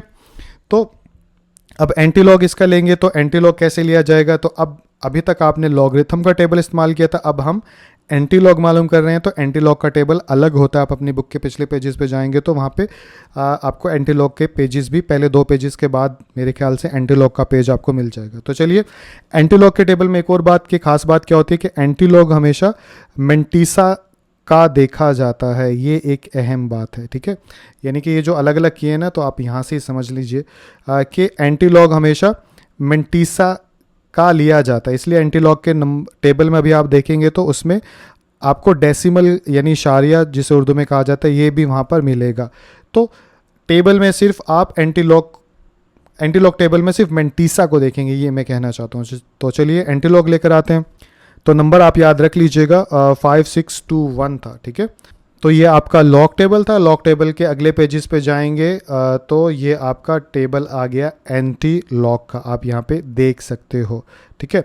तो एंटी लॉग के टेबल में क्या चीज़, जैसे कि मैंने बताई थी, सिर्फ मंटीसा का देखा जाता है, तो हमें किसका देखना था, 0.5621, ये मंटीसा था हमारे क्वेश्चन में, तो इसको हमने लॉग टेबल में देखना है। तो अब हम क्या देखेंगे, पिछले में तो हम सिर्फ 2 नंबर को देखते थे, उसमें इशारा यानी दोनों में फ़र्क होगा, यानी कि ऊपर अगर देखो तो लॉग के टेबल में आपको कहीं पे भी डेसिमल नज़र नहीं आएगा, लॉग के अंदर डेसिमल मौजूद नहीं होता, लेकिन एंटी लॉग के अंदर जो है वो आपको यहाँ पे आप देख सकते हो हर नंबर के साथ आपको डेसिमल जो है वो साथ नज़र आएगा, ये दोनों टेबल के दरमियान फ़र्क भी है, ठीक है। तो आप यहाँ से ये बात भी याद रख सकते हैं कि जब भी एंटी लॉग का टेबल आए तो आपको मंटीसा देखना है, क्योंकि मंटीसा के अंदर ही डेसिमल होता है, ठीक है। तो अब वही तरीक़ेकार वही होगा, 0.56 को 2 में देखेंगे और 1 का डिफरेंस इसमें ऐड कर देंगे, तो 0.56 को 2 में देखें तो 0.56 तो यहाँ तो 49 तक है, नीचे वाले पेज पे जाएं तो यहाँ पे आ जाएगा 0.56 जो है वो ये रहा, ठीक है। तो इसको मैं जूम करके दिखाता हूँ तो ये आपको नज़र आ जाएगा 0.56। तो 0.56 को किस में देखना था, 0.56 को हमने देखना था 2 में, तो ये 0.56 है, ठीक है। ये देखिए, और ये हमारे पास 0, ये 1 और ये 2, ठीक है। तो अब हमने 2 में देखना था, तो ये हमारे पास यानी 0.56 को हमने अब देख सकते हो 2 वाली कॉलम में देखा, उसके सामने 0.56 के। अब इसके अंदर डिफरेंस कितना ऐड करना था, ऊपर देखें तो नंबर क्या था हमारे पास, नंबर था 1, तो 1 का डिफरेंस इसमें ऐड करना है। तो 1 का डिफरेंस यानी कि ये डिफरेंस का हो गया, तो 1 पहली जो लाइन है वो हमारे पास होगी, तो पहली लाइन कौन सी होगी, ये वाली, ठीक है। तो अब आप देख सकते हो तीनों एक लाइन में शो करूँ तो यस, ये देख सकते हो। तो 3648 है, इसके अंदर 1 ऐड कर दो तो कितना हो जाएगा 49, तो 3649 हमारे पास यहाँ पे आ जाएगा। तो मैं यहाँ पे लिख लेता हूँ, एंटी लॉग कितना आया 3649, ये हमारे पास नंबर आ गया। तो चलिए इसको मैं यानी कि क्वेश्चन में लिखता हूँ 3649 को, तो ये मेरे पास क्वेश्चन आ गया। तो एंटी लॉग देखा तो 3649, ठीक है, और यहाँ पे x जो हमने फाइंड आउट करना था वो x लिख लिया, ठीक है। अब नंबर तो हमारे पास आ गया। अब यानी कि जब भी आप यानी कि एंटी लॉग मालूम करते हैं तो मंटीसा का फ़ायदा ये होता है कि इसको हम टेबल में देखते हैं और करेक्टरिस्टिक से हम क्या करते हैं, डेसिमल की जगह सेट करते हैं। अब जैसे यहाँ पे आया 3649, अब इसका करेक्टरिस्टिक कितना है 3, तो अब 3 को एडजस्ट करेंगे, तो डेसिमल जो है वो किधर होना चाहिए, इधर। तो इधर से अब हमारे पास पॉजिटिव करेक्टरिस्टिक है, तो पॉजिटिव में डेसिमल इधर की तरफ मूव करता है, तो 3 है तो 3 डिजिट आगे चले जाते हैं, तो यहाँ पे 1 2 3, तो डेसिमल जो है वो किधर आएगा, डेसिमल हमारे पास इधर आएगा, और एंड में डेसिमल लिखते नहीं है, ठीक है। तो इसलिए हम यानी कि विदाउट डेसिमल के लिख देंगे, जिसका मतलब ये होगा कि एंड में डेसिमल मौजूद है। तो इसका जो है आंसर क्या हो जाएगा, यही हमारे पास आंसर होगा 3649, और यहाँ पे लिख दो आप आंसर। डेसिमल इधर है लेकिन क्योंकि एंड में लिखते नहीं इसलिए नहीं लिखा, लेकिन अगर आप लिखना भी चाहते हो तो यहाँ पे पॉइंट डाल के 0 डाल दीजिए, तो इससे शो भी हो जाएगा। लेकिन अभी तक आप देखते आ रहे हो तो इट्स बीन एंड में लिखा नहीं। तो ओवरऑल क्या पता चला कंक्लूजन कि जिस नंबर का हमें यानी कि जिस कॉमन लॉगरिथम का हमने नंबर मालूम करना होता है तो सबसे पहले उसको कॉमन लॉगरिथम की फॉर्म में लिखते हैं, उसके बाद करेक्टरिस्टिक और मेंटिसा यानी इसको और इसको अलग अलग करते हैं। अलग अलग करने के बाद फिर हम मेंटिसा का एंटीलॉग मालूम करते हैं। जब मेंटिसा के एंटीलॉग मालूम करने के बाद एक नंबर आ जाता है तो आखिर में हम करेक्टरिस्टिक से डेसिमल को जो है वो सेट कर देते हैं। तो इस तरह से ये सवाल जो है वो ख़त्म हो जाता है। तो एक पार्ट हमारा मुकम्मल हो गया, ठीक है। तो इस क्वेश्चन के 2 पार्ट हैं, तो दूसरा पार्ट जो है ये मैं लिखता हूँ और इसे भी सॉल्व करता हूँ। तो ये पार्ट सेकंड आप लोगों को स्क्रीन के ऊपर नज़र आ रहा है। इसे सॉल्व करने के लिए सबसे पहले तो इधर लिखेंगे हम सॉल्यूशन, और सॉल्यूशन लिखने के बाद इधर आ जाएगा हमारे पास, इसको कॉमन लॉग की फॉर्म में लिखते हैं, ठीक है। तो कॉमन लॉग की फॉर्म में लिखें तो लॉग, ठीक है। इधर अननोन वैल्यू जो हमने मालूम करनी है उसको एक्स से रिप्रेजेंट कर दिया, और ये क्या हमारे पास -1.7 यानी 1.7427 नंबर है, और इसमें करेक्टरिस्टिक माइनस का है तो ऊपर बार डली हुई है, ठीक है। तो करेक्टरिस्टिक और मेंटिसा अलग अलग कर लेते हैं। तो ये करेक्टरिस्टिक और मेंटिसा लिख लिया, और करेक्टरिस्टिक कितना है -1, तो यहाँ पे -1 लिख दिया। मेंटिसा कितना है 0.7427, तो ये मेंटिसा लिख लिया। अब हमें एंटीलॉग टेबल में 7427 को देखना है, 0.7427 को देखना है। तो चलिए एंटीलॉग का टेबल लेके आते हैं। तो ये हमारे पास एंटीलॉग का टेबल आ गया। हमें किसका मालूम करना है 0.7427, इसको देखना है। तो 0.74 को ढूंढते हैं सबसे पहले। तो नीचे करें तो ये मैंने पहले से यहाँ पे हाईलाइट किया हुआ है 0.74, ये रहा, ठीक है। इसके बाद 0.74 के बाद 2 है, तो इसको 2 के लाइन में देखेंगे, ठीक है। तो ये 0 1 2 यानी तीसरी लाइन में, ठीक है। तो ये भी मैंने नीचे उसके सामने हाईलाइट किया हुआ है, ठीक है। तो ये आ गई हमारी सेकंड लाइन। तो नंबर क्या है 5521, और डिफरेंस कितना है इसमें, डिफरेंस देखें तो एंड में 7 डिजिट है, तो 7 का डिफरेंस देखें तो 7 जो है वो किधर होगा, यानी कि लास्ट उस पोर्शन में पहली लाइन, ठीक है। तो लास्ट पोर्शन में पहली लाइन में ये रहा 9 जो है हमारे पास डिफरेंस आ गया, ठीक है। तो आप जूम करके देख भी सकते हो 9 है, ठीक है। तो अब हम क्या करेंगे 5521 था, तो यहाँ पे हम लिख लेते हैं 5521, और इसके अंदर 1 तो लिखा नहीं, और इसके अंदर क्या ऐड कर देंगे 9 था, तो इसके अंदर 9 ऐड कर देंगे। तो ये कितना हो जाएगा 55 ये हो जाएगा 30, ठीक है। तो 5530 हमारे पास नंबर आ चुका है, ठीक है। तो चलिए इसको अब मैं लिखता हूँ। तो ये आ गया हमारा क्वेश्चन। यहाँ पे क्या लिखूंगा x जो नंबर मालूम कर रहे हैं, क्योंकि लॉग जो है एंटी लॉग से कैंसिल हो जाएगा, और यहाँ पे आ जाएगा क्योंकि हमने इसका एंटी लॉग लिया है, ठीक है। तो यहाँ पे आ जाएगा एंटी लॉग, और साथ में किस नंबर के लिए ये यहाँ पे 7427, ठीक है। तो एंटी लॉग जब टेबल का लिया तो क्या नंबर आया हमारे पास आया 5530, ठीक है, जो कि अभी देखा था। तो यहाँ पे आ जाएगा 5530, और इधर अननोन को x से रिप्रेजेंट किया तो x डाल दिया, ठीक है। अब इसमें डेसिमल सेट करना है। डेसिमल किससे सेट करते हैं करेक्टरिस्टिक से। करेक्टरिस्टिक कितना है -1, तो डेसिमल कहाँ होता है हमेशा, यानी फर्स्ट नॉन ज़ीरो के बाद। तो यहाँ से -1 किधर होगा, एक डिजिट इधर की तरफ मूव करेंगे क्योंकि माइनस है। तो डेसिमल किधर आएगा, डेसिमल हमारा इधर आ जाएगा, ठीक है, क्योंकि असल से यहाँ पे एक डिजिट मूव कर लिया। और डेसिमल से पहले आप 0 डाल दो ताकि डेसिमल की जो पोजीशन है वो मेंशन हो सके। तो बेसिकली यही अब आपका आंसर हो जाएगा 0.5530, ठीक है। तो उम्मीद करता हूँ ये क्वेश्चन भी समझ में आ गया होगा। अगले की तरफ चलते हैं। तो क्वेश्चन नंबर 4 आप लोगों को स्क्रीन के ऊपर नज़र आ रहा है, लेकिन इस क्वेश्चन को पढ़ने से पहले आप लोगों को एक टॉपिक पढ़ना होगा। वो क्या, जो कि आपके बुक में भी बताया गया है कि कैसे एक्सपोनेंशियल फॉर्म में अगर कोई इक्वेशन मौजूद हो तो उसको लॉगरिथमिक फॉर्म में चेंज करते हैं, और कैसे अगर लॉगरिथमिक फॉर्म में अगर कोई इक्वेशन मौजूद हो तो एक्सपोनेंशियल फॉर्म में उसे कैसे तब्दील करते हैं। तो बेसिकली कन्वर्ट करना आपको पहले आना चाहिए। जैसे कि ये एक लॉगरिथमिक फॉर्म में इक्वेशन है, तो अगर एक्सपोनेंशियल फॉर्म में इस इक्वेशन को कन्वर्ट करना हो तो कैसे करेंगे, ठीक है। तो इस टॉपिक को पहले अच्छे से सीख लीजिए कन्वर्ट करना, क्योंकि इसके बिना आप क्वेश्चन नंबर 4 और 5 को आप सॉल्व नहीं कर सकते। तो आसान सा है, अगर जैसे ये लॉगरिथमिक फॉर्म के अंदर मेरे पास एक इक्वेशन है, तो इसको एक्सपोनेंशियल फॉर्म में बदलना है। तो एक्सपोनेंशियल फॉर्म होती कैसे है? एक्सपोनेंशियल फॉर्म ये होती है कि एक हमारी बेस होती है, ठीक है, और यहाँ पे एक एक्सपोनेंट होता है और वो किसी नंबर के इक्वल होता है, ठीक है। जैसे लिखूंगा तो आपको पता चल जाएगा, लेकिन इस लॉगरिथमिक फॉर्म को एक्सपोनेंशियल फॉर्म में बदलने का तरीका क्या होता है? जो बेस होती है, जैसे इधर बेस कौन सी है?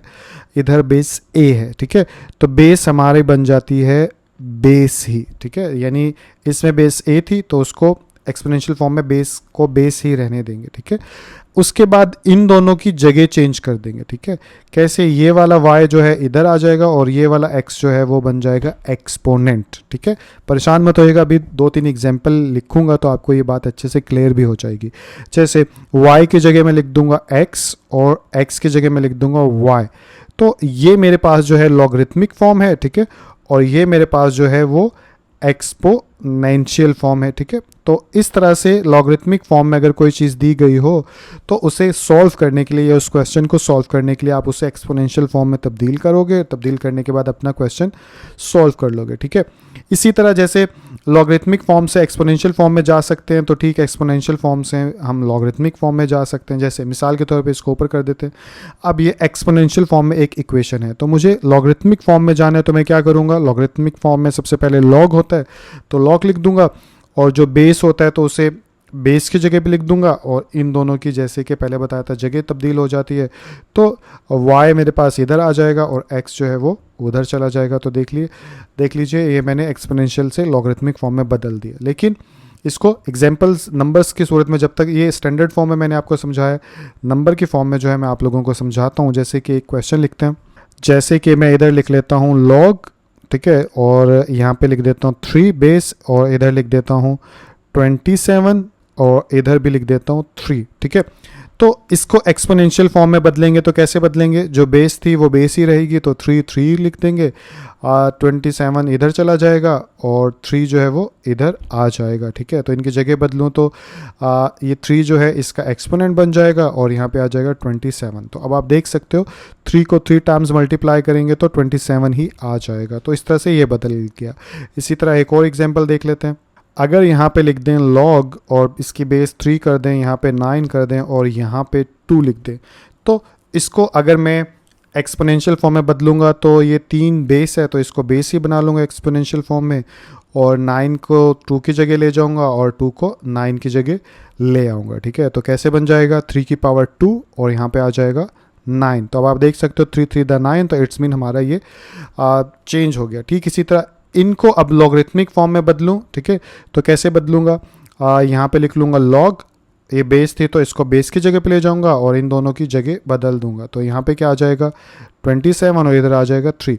तो ये आपकी एक्सपोनेंशियल फॉर्म हो गई, ये आपकी लॉगरिथमिक फॉर्म हो गई। इसी तरह यहाँ पे भी कर लेंगे, लॉग लिखेंगे, लॉगरिथमिक फॉर्म में बदलना है तो बेस 3 है तो 3 ही लिख देंगे, इधर 9 आ जाएगा और उधर 2 चला जाएगा। तो इस तरह आसान सा है। एक लास्ट एग्जांपल और कर लेते हैं, ठीक है, ताकि ये चीज़ आपको और अच्छे से समझ में आ जाए।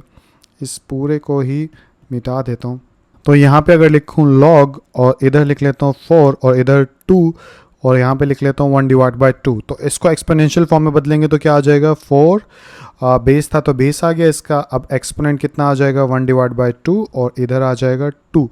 तो यानी कैलकुलेटर से आप चेक कर सकते हो कि ये वाली इक्वेशन इसके बराबर ही होगी, लेकिन ऊपर वाली लॉगरिथमिक शक्ल में लिखी हुई है इक्वेशन और नीचे वाली एक्सपोनेंशियल फॉर्म में लिखी हुई है। तो अब क्वेश्चन नंबर 4 पढ़ेंगे तो आप लोगों को समझ में आ जाएगा और इसे सॉल्व करते हैं। तो ये आ गया क्वेश्चन नंबर 4। इसको पढ़ें तो इसमें क्या लिखा है? What replacement for the unknown, यानी अननोन की रिप्लेसमेंट क्या होगी? रिप्लेसमेंट मतलब एक चीज़ की जगह दूसरी चीज़ आ जाना। यानी यहाँ पे क्या होगा? जैसे ये एक क्वेश्चन है, इसमें अननोन कौन सा है? जो वैल्यू अननोन होती है उसे अल्फ़ाबेट से रिप्रेजेंट करते हैं, तो L जो है इस क्वेश्चन में अननोन है। तो इस अननोन की जगह या अननोन की रिप्लेसमेंट कौन सा नंबर आएगा? ठीक है, इन ईच हर एक में अननोन वैल्यू मिलेगी आपको। जैसे इसमें ये है, इसमें जो है बेस की जगह A लिखा हुआ है, ठीक है, अभी लिखूंगा तो आपको बड़ा करके भी नज़र आ जाएगा। इधर N लिखा हुआ है, इधर P लिखा हुआ है। तो जितनी भी यानी जितने भी क्वेश्चन है हर एक के अंदर जो अननोन है उनकी जगह क्या आएगा। आगे क्वेश्चन में क्या बोला गया है, ऑफ द फॉलोइंग दिए गए दर्ज झैल में will make the statement true, कि स्टेटमेंट जो है वो ट्रू हो जाए। ट्रू मतलब सही साबित हो जाए। जैसे एल की जगह में क्या लिखूं कि ये इक्वेशन जो है वो सही, यानी एल की जगह भी कुछ लिखूं और वो जो भी लिखूंगा वो इस इक्वेशन को सही कर देगी। ठीक है, जैसे ए की जगह में क्या लिखूं कि ये इक्वेशन जो है बिल्कुल ठीक हो जाए जब कैलकुलेट करें। इसी तरह इधर जो है अननोन वैल्यू एन है, एन की जगह में क्या लिखूं कि ये स्टेटमेंट या ये इक्वेशन बिल्कुल ठीक हो जाए। इसे इक्वेशन भी कहा जा सकता है, और क्योंकि एक बात है तो मैथमेटिकल कोई भी बात होती है तो उसे स्टेटमेंट भी कहा जाता है। तो क्वेश्चन उम्मीद करता हूँ समझ में आ गया होगा। हमें अननोन वैल्यू मालूम करनी है जो कि स्टेटमेंट्स को ठीक साबित करे। तो चलिए पार्ट नंबर 1 जो है उसे लिखते हैं और सॉल्व करते हैं। तो ये पार्ट नंबर 1 मैंने लिख लिया। इसे सॉल्व करने के लिए सबसे पहले तो आप लिखेंगे यहाँ पर सोल्यूशन लिखने के बाद इधर एक बार क्वेश्चन दोबारा लिख लीजिए। तो लॉग यानी कि log 81 टू द बेस 3 है, तो यहाँ पे आप लिख लीजिए log 81 टू द बेस 3 और इज इक्वल दूसरी साइड पे l है। ठीक है, तो अब हम इसे कैसे सॉल्व करेंगे। देखिए जितने भी लॉग के अंदर क्वेश्चन है इन सबको हम एक्सपोनेंशियल फॉर्म में बदलेंगे, और एक्सपोनेंशियल फॉर्म में बदलने के बाद हम l की वैल्यू इजीली मालूम कर लेंगे। तो ठीक है, तो आप यहाँ पे स्टेटमेंट भी लिख सकते हो, writing in exponential form direct भी कर सकते हो, लेकिन बेहतर ये है कि आप स्टेटमेंट लिख दीजिए। मैं भी लिख देता हूँ यहाँ पर। तो ये मैंने स्टेटमेंट लिख दी, राइटिंग इन एक्सपोनेंशियल फॉर्म में बदलें तो क्या होता है, ये 3 जो है बेस का बेस ही रहता है। ठीक है, उसके बाद एक्सपोनेंशियल फॉर्म में क्या एक पावर होती है और एक नंबर इधर होता है। ठीक है, तो उसके बाद ये इधर चला जाता है इक्वेशन के दूसरी साइड पे, और ये जो होता है ये पावर बन जाता है। ठीक है, तो इनको एक्सचेंज कर देते हैं। तो एक्सचेंज करें तो 3 की पावर कितनी हो जाएगी l, और इधर जो है वो 81 आ जाएगा। ठीक है, तो थोड़ा ऐसे। ठीक है, 81 आ गया। अब हम एक्सपोनेंशियल लॉज हमने पढ़े हैं उनका इस्तेमाल करके इसको सॉल्व कर लेंगे। जैसे एक लॉ पढ़ा था हमने कि अगर दरमियान में इक्वल का साइन हो, यानी इक्वेशन हो, और इक्वेशन की एक तरफ बेस और दूसरी तरफ बेस, अगर बेस बराबर आ जाएं या इक्वल आ जाएं तो उनकी पावर भी एक दूसरे के इक्वल ही होती हैं। तो उस लॉ को इस्तेमाल करते हुए हम l की वैल्यू मालूम कर सकते हैं। वो कैसे करेंगे, तो हमें इधर किसी तरह 3 बेस लेकर आना है। ठीक है, तो 3 कैसे लेकर आएंगे। 81 को अगर देखें तो फैक्टर्स बनते हैं 3 के, यस बिल्कुल बनते हैं। तो 3 टू द 6, 7 8 2 इधर आ गया, और 3 7 21 होता है। उसके बाद 3 9 27 होता है, 3 3 9 होता है, और 3 1 3। तो 3 की पावर 4 रखूँगा तो 81 भी आता है। ठीक है, 3 इसको मैं बता भी देता हूँ, सॉरी 3 3 9 9 3 27 27 3 81। तो हमने ये चीज़ मालूम कर ली, 3 की पावर 4 हम रख सकते हैं। तो आप यहाँ पे क्या इसको ऐसे का ऐसा रहने दें, और इधर जो है 3 की पावर 4 कर ले। यानी इस 81 को मैं एक्सपोनेंशियल फॉर्म में भी तो लिख सकता हूँ ना, यानी कि बात तो एक ही है, बस उधर जो है 81 लिखा हुआ है, नीचे जो है मैंने एक्सपोनेंशियल फॉर्म में लिख दिया। अब हम क्या करेंगे, बेस तो एक जैसी हो गई। अब ये लॉ है, ठीक है, एक्सपोनेंशियल लॉ सेकंड चैप्टर में आपने पढ़ा होगा, नहीं तो अभी मैं बता भी रहा हूँ कि जब भी दरमियान में इक्वल का साइन हो और इधर और इधर बेस एक जैसी हो तो उनकी पावर भी, यानी बेस एक जैसी हो तो बेस भी, यानी बेस इक्वल हो तो उनकी पावर जो होती है वो भी इक्वल होती है। ठीक है, तो अगर क्योंकि 3 3 एक जैसा है तो अब हम कह सकते हैं कि L इज इक्वल टू 4। ठीक है, या फिर आप रीजन लिख भी दो यहाँ पे। ठीक है, क्या लिखेंगे, बेस आर इक्वल सो। ठीक है, तो ये हमने लिख दिया, तो इसलिए अब हम क्या कह सकते हैं, L इज इक्वल टू 4। तो यही आपका आंसर होगा। तो पता क्या चला कि L की जगह यहाँ पर जो L है, L की जगह अगर हम 4 लिखेंगे, ठीक है, तो हमारी ये जो इक्वेशन है वो सही साबित हो जाएगी। और क्वेश्चन के अंदर यही बताया गया कि अननोन क्या था, L, तो L की जगह 4 आ गया। तो इस तरह से हर क्वेश्चन का आप इजीली मालूम कर लेंगे। एक्सपोनेंशियल फॉर्म में बदलो और एक्सपोनेंशियल लॉ लगाने के बाद जो है आप अननोन वैल्यूज़ मालूम कर लो। ठीक है, तो बाकी कुछ चीज़ें जो अगले क्वेश्चन में आपको इजीली समझ में आ जाएंगी प्रैक्टिस करने से। तो चलिए पार्ट नंबर 2 जो है उससे लिखते हैं और उससे समझते हैं। तो पार्ट नंबर 2 आप लोगों को स्क्रीन के ऊपर नज़र आ रहा है। इसे सॉल्व करने के लिए यहाँ पे क्या लिखेंगे, यहाँ पे लिख लेंगे हम सोल्यूशन, और सोल्यूशन लिखने के बाद जो है एक बार क्वेश्चन को दोबारा से लिख लेते हैं। तो यहाँ पे आ जाएगा log 6 to the base a is equal to 0.5। ठीक है, तो ये लॉगरिथमिक फॉर्म है, इसे हम एक्सपोनेंशियल फॉर्म में बदल लेते हैं। उसके लिए यहाँ स्टेटमेंट लिख देते हैं। तो ये मैंने स्टेटमेंट लिख दी, writing in exponential form. Exponential form में बदलें तो बेस जो है ए वैसी की वैसी रहेगी, 0.5 इधर आ जाएगा, 6 जो है वो उधर चला जाएगा। तो यहाँ पे आ जाएगा 0.5 और इधर आ जाएगा 6। ठीक है, फर्दर इसको कैसे करेंगे देखिए, एक और चीज़ आप लोगों को मालूम होगी, 0.5 का मतलब क्या होता है, हाफ, जिसे उर्दू में आधा कहा जाता है। आधे को हम 0.5 ऐसे भी लिख सकते हैं और फ्रैक्शनल फॉर्म में लिखें तो इसका मतलब भी आधा होता है। ठीक है, और हम ऐसे भी लिख सकते हैं। तो हम 0.5 को फ्रैक्शनल फॉर्म में लिख लेते हैं। तो फ्रैक्शनल फॉर्म में लिखेंगे तो उससे फ़र्क तो नहीं पड़ेगा क्योंकि शक्ल बदली है, बात तो वही की वही है। ठीक है, तो यहाँ पे 1/2 आ गया और इधर 6 था तो 6 आ गया।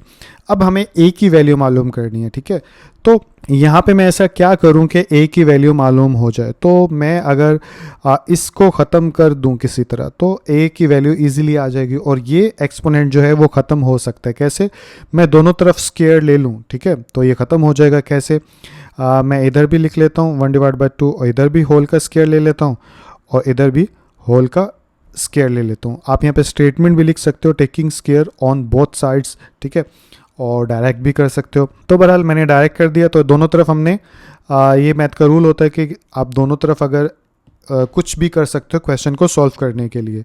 तो हमने दोनों तरफ स्क्वायर ले लिया। अब स्क्वायर जो है ये यानी कि आपको ये चीज़ मालूम होनी चाहिए। वैसे जिन्होंने सेकंड चैप्टर मुझसे नहीं समझा उनके लिए बता रहा हूँ कि ये 2 जो है इसके साथ मल्टीप्लाई हो जाएगा। ए की पावर कितनी हो जाएगी, 2/2। तो 2 से कैंसिल हो जाएगा तो 1 बच जाएगा। 1 जो है वो अगर किसी नंबर की पावर हो तो वो लिखते नहीं है। ठीक है, तो आसान लफ्ज़ों में 2 जो है 2 से कैंसिल हो गया, पीछे बच गया ए और यहाँ पे 6 का स्क्वायर कितना हो जाएगा, 36।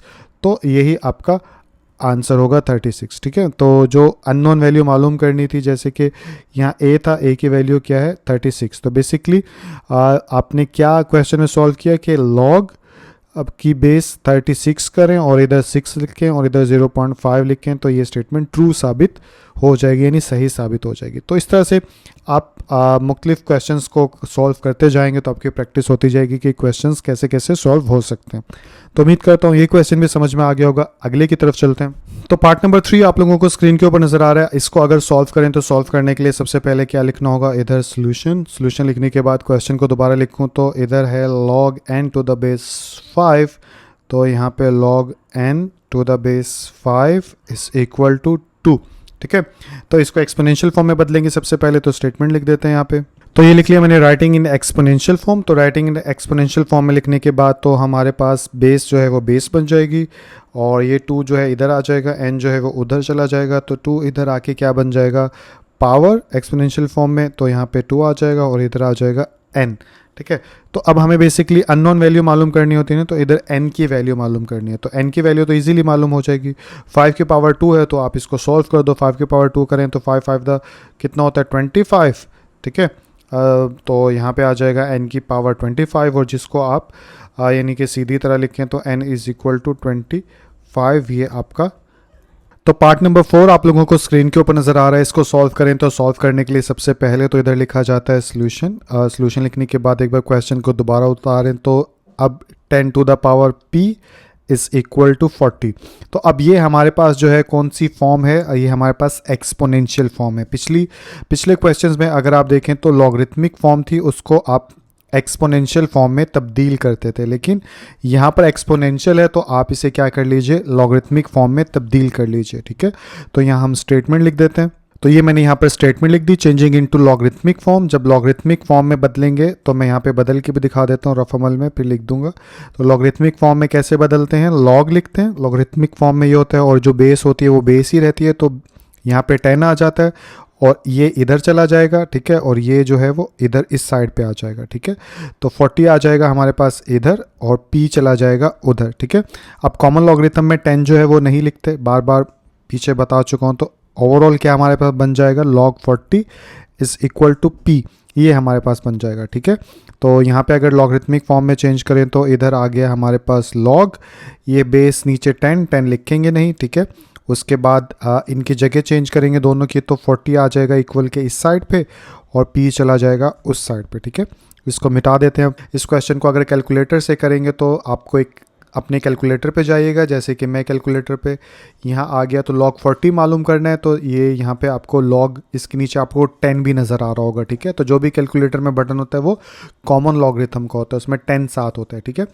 तो हमें log 40 का लॉगरिथम मालूम करना है, तो पहले डालेंगे आप 40, उसके बाद log का बटन दबा देंगे, तो ये कितना आ जाएगा 1.60205999। तो आपके क्वेश्चन आंसर के अंदर जो है 4 डिजिट जो हैं डेसिमल के बाद मौजूद हैं, तो आप 4 ही लिख लीजिए, ठीक है। तो 4 लिखेंगे तो 6020 है। अब राउंड ऑफ करने का तरीका क्या होता है उसमें, यानी कि जो हिंसा में रखना होता है उसके बाद वाले हिस्से में देखा जाता है, अगर नंबर 5 से छोटा हो तो वैसे का वैसे ही सारा हिस्सा ख़त्म कर दिया जाता है, और अगर 5 या फिर 5 से बड़ा कोई डिजिट हो तो ख़त्म करने से पहले आगे जो है एक बढ़ा दिया जाता है। तो जैसे ही मैं 5 को यहाँ से यानी कि सारे हिस्से को रिमूव करूँगा तो यहाँ पे एक बढ़ा दूँगा, ठीक है, क्योंकि 5 जैसे कि मैं यहाँ लिख के बता देता हूँ आपको, इसको हटाता हूँ यहाँ पे, ये सब नज़र आ रहा होगा आपको। तो हमारे पास जैसे हमारे पास जैसे आया है यहाँ पे 1.60205, ठीक है, उसके बाद क्या है 9 वगैरह वगैरह, ठीक है। तो अब ये 5 या 5 से बड़ा होता है, यानी कि यहाँ तक हमें रोकना है ना, ठीक है। तो 5 से, क्योंकि 5 या 5 से बड़ा होता है तो एक बढ़ा दिया जाता है, तो इसलिए अब हम लिखेंगे 1.6021, ठीक है। तो आई होप समझ में आ गया होगा। तो कैलकुलेटर से तो आसान सा ही तरीका है, आप यहाँ पे डालेंगे p और log 40 जो है वो कितना आया 1.6021, यही आपका आंसर हो जाएगा, ठीक है। इसको आप ऐसे भी लिख सकते हो और लिख के तरतीब में लिखना है, तो p इज़ इक्वल टू 1.6021। तो ये सीधे तरीके से हो गया, एक साइड पे अल्फ़ाबेट आ गया, दूसरी साइड पे ये। आप जो है इसको रिमूव करके और डालने के बाद ऐसे भी लिख सकते हो। तो क्वेश्चन नंबर 5 आप लोगों को स्क्रीन के ऊपर नज़र आ रहा है, जिसमें क्या करना है, एवेल्युएट करना है। एवेल्युएट का मतलब क्या होता है, वैल्यू मालूम करनी है। कौन सी वैल्यू, जैसे कि आप लोगों को पता है कि लॉग, क्या जैसे इधर पहला क्वेश्चन जो है log 1 divide by 128 to the base 2। अब ये किसके इक्वल है, ये वाली वैल्यू हमने मालूम करनी है, ठीक है। तो अननोन वैल्यू मालूम करने को एवेल्युएट का करना कहा जाता है, ठीक है। तो यहाँ पे जो वैल्यू है उसे मालूम कैसे करेंगे, तो चलिए क्वेश्चन नंबर 1 जो है उसे लिखते हैं और फिर सॉल्व करते हैं। तो ये पार्ट नंबर 1 आप लोगों को स्क्रीन के ऊपर नज़र आ रहा है, इसे सॉल्व करेंगे। तो सॉल्व करने के लिए सबसे पहले इधर लिखा जाएगा सोल्यूशन लिखने के बाद क्वेश्चन को एक बार दोबारा लिखें। तो क्वेश्चन है log 1 divide by 128 to the base 2, और ये है, यानी ये क्वेश्चन है। अब हमें जो चीज़ यानी ये किसके इक्वल है ये हमने मालूम करना है। तो ये कैसे मालूम करेंगे, इसको लेट कर लेते हैं, यानी अननोन वैल्यू को अगर मालूम करना है तो उसे एक्स वाई जी इस तरह से सपोज कर लेते हैं। तो यहाँ सपोज लिख लीजिए या लेट लिख लीजिए। तो यहाँ पे लेट लिखने के बाद यहाँ पे लिख लेते हैं log 128, और यहाँ पे आ जाएगा टू द बेस 2 है, और यहाँ पे डाल लेते हैं x, ठीक है। तो अब ये लॉगरिथमिक फॉर्म में मौजूद हो गया, जो भी चीज़ें हमें चाहिए वो यहाँ मौजूद है। अब इसको एक्सपोनेंशियल फॉर्म में बदलने के बाद हम इस x की वैल्यू मालूम कर लेंगे। तो चलिए स्टेटमेंट लिख देते हैं यहाँ पर। तो ये मैंने स्टेटमेंट लिख दी। अब एक्सपोनेंशियल फॉर्म में बदलें तो बेस ही रहती है, तो यहाँ पे आ जाएगा 2, और ये वाला हिस्सा जो है उधर जाके एक्सपोनेंट बन जाता है, तो 2 की पावर x आ जाएगा, और 128 जो है इस साइड पे फ्रैक्शनल फॉर्म में आ जाएगा, ठीक है। अब x की वैल्यू आप इजीली मालूम कर सकते हो, जैसे पिछले क्वेश्चंस में मालूम की थी। तो कैसे मालूम करेंगे, तो देखिए आपके माइंड में खुद से ही आना चाहिए कि इधर बेस 2 है, तो किसी तरह इधर भी अगर बेस 2 आ जाए तो फिर जो पावर होगी वो इस पावर के बराबर होगी, क्योंकि लॉ आप जानते हैं जब दोनों तरफ इक्वेशन के बेस एक जैसी हो तो उनकी पावर भी आपस में बराबर होती हैं। तो उसके लिए हम क्या करते हैं, 125 के फैक्टर्स बनाते हैं, देखते हैं कि ये 2 के टेबल पे सारा चला जाता है या नहीं जाता। तो यहाँ 128 लिखा, 2 6 12, 2 4 8, फिर 2 पे भी जा सकते हैं, 2 3 6, 2 2 4, 2 1 2, 2 6 12, और उसके बाद 2 8 16, और फिर 2 4 8, 2 2 4 एंड 2 1 2। तो 1 2 3 4 5 6 7, तो 2 की पावर 7 रखेंगे तो हमारे पास 128 आ जाता है, ठीक है। तो आप यहाँ पे अब लिखेंगे 2 टू द पावर x, और यहाँ पे आ जाएगा 1 डिवाइड बाय 2 की पावर 7, ठीक है, या 2 टू द पावर 7, इंग्लिश में ऐसे हो जाएगा। अब आप सेकंड चैप्टर में पढ़ रखा है आपने कि हमें क्या चाहिए, हमें इधर 2 की कोई पावर चाहिए, ठीक है, ताकि बेस जो है वो एक जैसी हो सके। तो अब ऐसे में क्या करेंगे, अब आपने पिछली एक्सरसाइज में पढ़ा था कि नीचे अगर कोई यानी कि नंबर हो और उसकी कोई पावर भी हो, उसको ऊपर लेकर आना हो तो पावर जो है ऊपर आके माइनस की हो जाती है। जैसे मैं आपको करके दिखाता हूँ, जैसे 2 की पावर इधर आ जाएगी x और इधर आ जाएगा 2, ये पावर नीचे से ऊपर जाएगी तो क्या हो जाएगी -7, ठीक है। तो हम जब भी फ्रैक्शनल फॉर्म में नीचे पॉजिटिव पावर हो तो ऊपर आके, पॉजिटिव नहीं होती एक्चुअली, नीचे जो पावर का साइन होता है उसको ऊपर लेकर आना हो तो उसका साइन बदल जाता है। नीचे +7 था इसलिए ऊपर आके -7 हो गया, अगर नीचे -7 होता तो ऊपर आके +7 हो जाता है, ठीक है। अब आप देख सकते हैं जो भी हमें चाहिए था वो आ गया, दोनों तरफ इक्वेशन के सेम बेस है। अब क्योंकि बेस सेम है तो इनकी पावर जो है वो आपस में एक दूसरे के बराबर होगी। तो मैं यहाँ लिख भी देता हूँ स्टेटमेंट। तो ये मैंने यहाँ पर स्टेटमेंट लिख दी, बेस आर इक्वल। सो अब क्योंकि बेस सेम है तो आप जानते हो कि x जो है वो बराबर आ जाएगा -7 के, और ये ही आपका आंसर हो जाएगा। तो इस तरह से आपने एवेलुएट कर लिया कि इसको x को, ठीक है, किस तरह से एक्सपोनेंशियल फॉर्म में तब्दील करने के बाद। तो चलिए नेक्स्ट क्वेश्चन की तरफ चलते हैं। तो पार्ट नंबर 2 आप लोगों को स्क्रीन के ऊपर नज़र आ रहा है, इसे भी सॉल्व करें। तो सॉल्व करने के लिए सबसे पहले तो इधर लिखा जाएगा सॉल्यूशन। सॉल्यूशन लिखने के बाद क्वेश्चन को एक बार दोबारा से लिखेंगे, तो हम लॉगरिथमिक फॉर्म में ही लिख लेते हैं, ठीक है। तो लॉगरिथमिक फॉर्म में लिखें तो यहाँ पे लॉग है, ठीक है, और बेस कितनी है, जैसे कि 2√2 है, तो यहाँ पे लिख लीजिए 2√2, ठीक है, और लॉग कितना है 512 है, तो 512 ही आ गया, ठीक है। तो ये हमारा क्वेश्चन आ गया। अब जो है इसको लेट कर लेते हैं x के इक्वल। तो यहाँ पे आप लिख लीजिए लेट या सपोज, तो ये हो जाएगा log 2√2 और यहाँ पे 512 इज़ इक्वल टू x, ठीक है। अब इसको हम एक्सपोनेंशियल फॉर्म में चेंज कर लेंगे, तो स्टेटमेंट लिख देते हैं।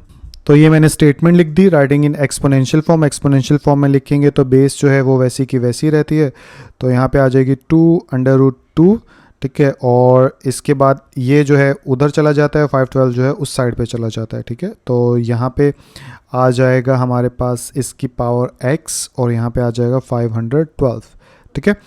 तो अब एक्सपोनेंशियल फॉर्म में बदल गया। अब हम क्या करेंगे, पिछले क्वेश्चंस की तरह ही, तो आपको अगर थोड़ा ध्यान दे तो इधर 2 मौजूद है, तो किसी तरह इधर भी 2 लेकर आते हैं और 2 की पावर बनाते हैं ताकि ये चीज़ एक्सपोनेंट्स जो है दोनों तरफ इक्वल हों और उसी को जवाब हम मान लेंगे, ठीक है।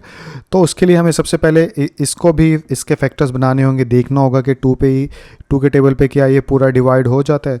तो उसके लिए हम यहाँ पे एक लाइन ड्रॉ कर लेते हैं, ठीक है, और यहाँ पे लिख लेते हैं 512।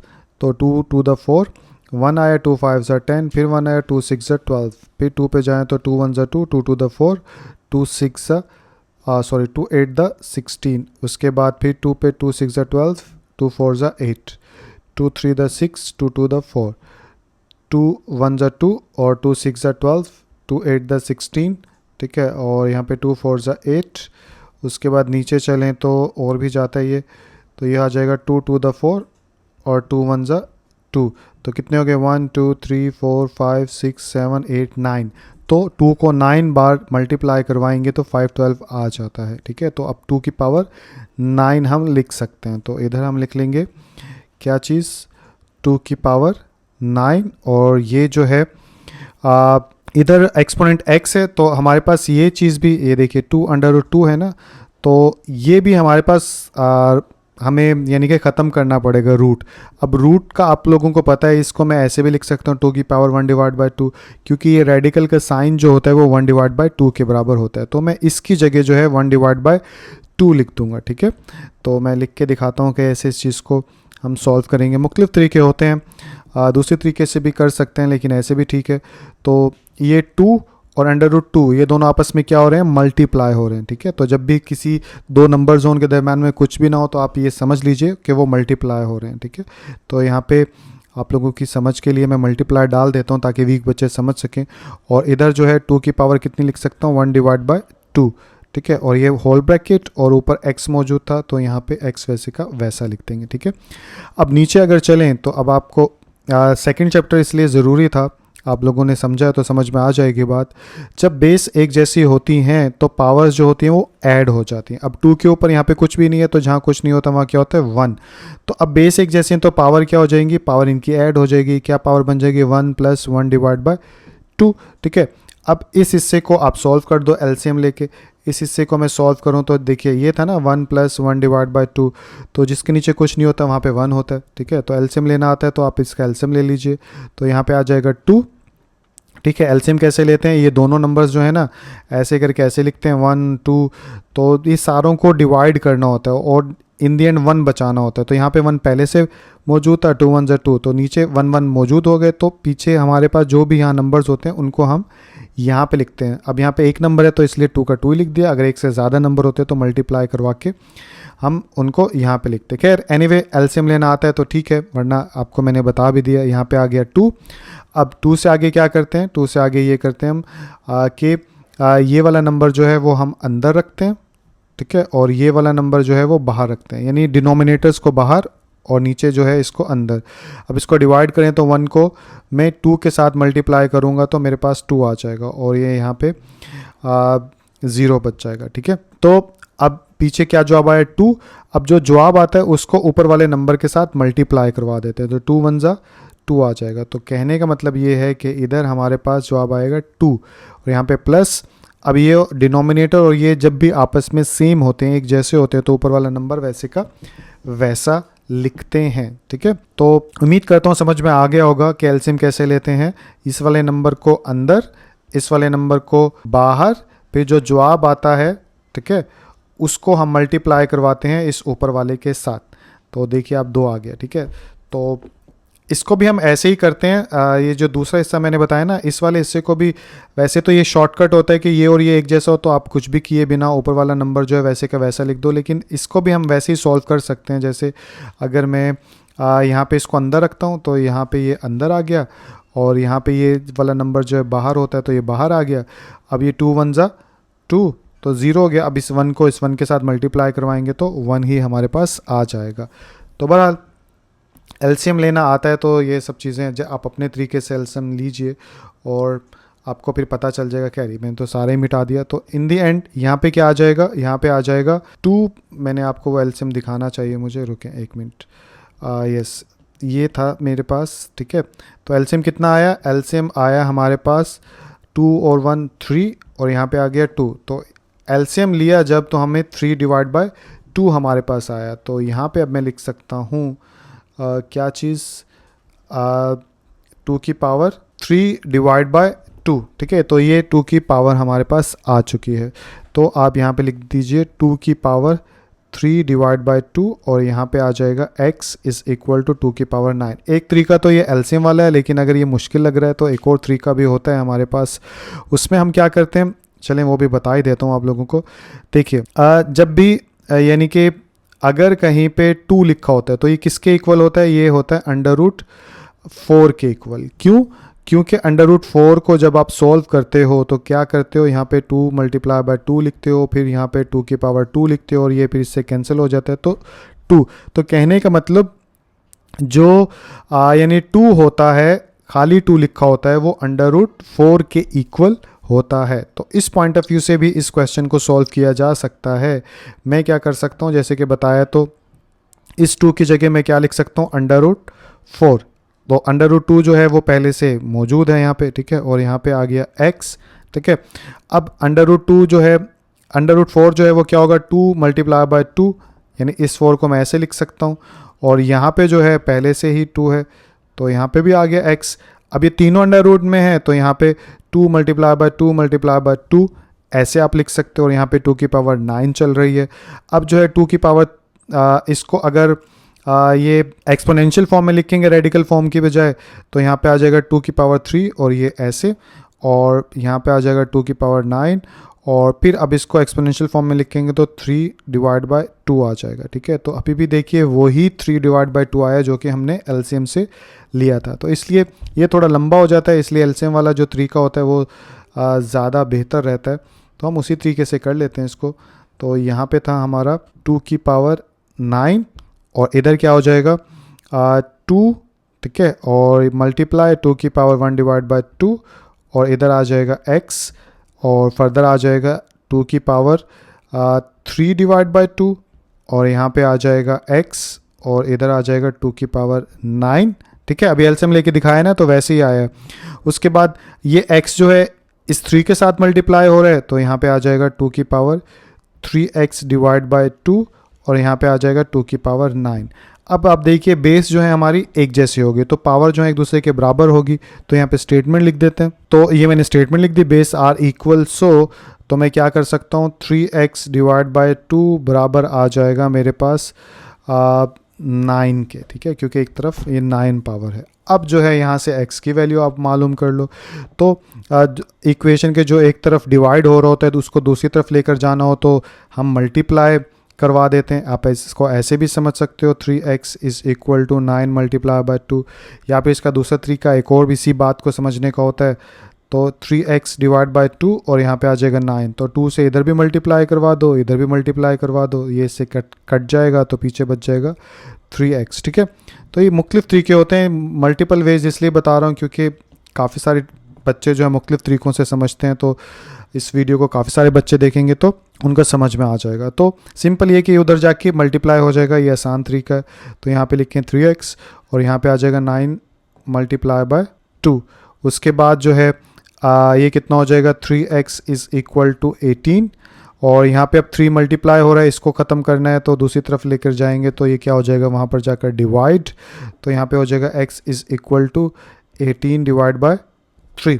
ठीक है, अब इसको फर्दर करें तो कैंसिल होता है, 3 6 18, तो x इज़ इक्वल टू क्या आया हमारे पास 6, तो ये 6 जो है हमारा x की वैल्यू आ गई, और आपने इवेलुएट कर लिया इस क्वेश्चन को जो कि आपको दिया गया था। ठीक है, तो उम्मीद करता हूँ ये क्वेश्चन भी समझ में आ गया होगा। तो क्वेश्चन नंबर 6 आप लोगों को स्क्रीन के ऊपर नजर आ रहा है, तो इसमें क्या कहा गया है पढ़ लेते हैं एक बार। Find the value of x, आपने x की वैल्यू मालूम करनी है फ्रॉम द फॉलोइंग स्टेटमेंट्स, दी गई स्टेटमेंट्स के अंदर से। जैसे पहला क्वेश्चन है, इसमें x है, इसकी वैल्यू क्या होगी, इसमें इधर x है, इसकी वैल्यू क्या होगी, इसमें इधर x है, इसमें इधर है, तो इसमें इधर है, तो जहाँ जहाँ भी x की वैल्यू है वो आपने मालूम करनी है। तो चलिए सॉल्व करते हैं 1 बाय 1।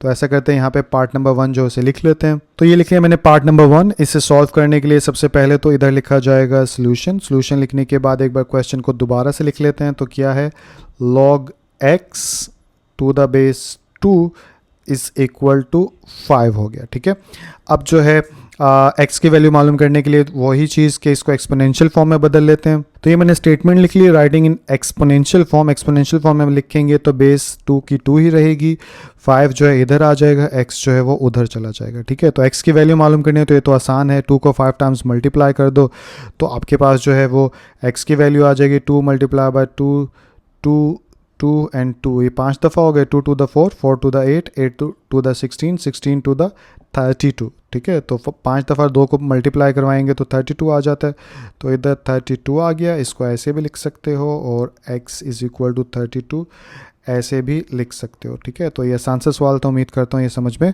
आ गया होगा। नेक्स्ट पार्ट जो है उसे यहाँ पर लिखते हैं। तो ये पार्ट नंबर 2 जो है आप लोगों को स्क्रीन के ऊपर नजर आ रहा है, इसको भी सॉल्व करने के लिए सबसे पहले इधर सोल्यूशन लिखेंगे। सोल्यूशन लिखने के बाद क्वेश्चन को लिखें, तो यहाँ पे है log, और यहाँ पे इसके log 9 to the base 81 is equal to x। ठीक है, तो इसको भी एक्सपोनेंशियल फॉर्म में बदलेंगे, तो स्टेटमेंट लिख लेते हैं। तो ये मैंने स्टेटमेंट लिख ली, स्टेटमेंट लिखने के बाद एक्सपोनेंशियल फॉर्म में बदलें तो इधर आ जाएगा बेस 81, और इस साइड पे x आ जाएगा, और 9 जो है वो उस साइड पे चला जाएगा। अब x की वैल्यू कैसे मालूम करें, तो आप लोगों को पता है कि बेस एक जैसी हो तो पावर जो है वो भी आपस में बराबर होती हैं। तो अगर मैं यानी कि यहाँ पर 81 की जगह 9 लेकर आ जाऊँगा तो बेस एक जैसे हो जाएंगे और पावर जो है वो इक्वल हो जाएंगे, तो वो ला भी सकता हूँ लकीली।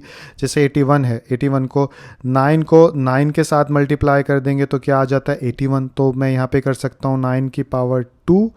ठीक है, और ये x था और यहाँ पे 9 रहने देते हैं, और इसके बाद हो जाएगा 9 की power 2x is equal to 9।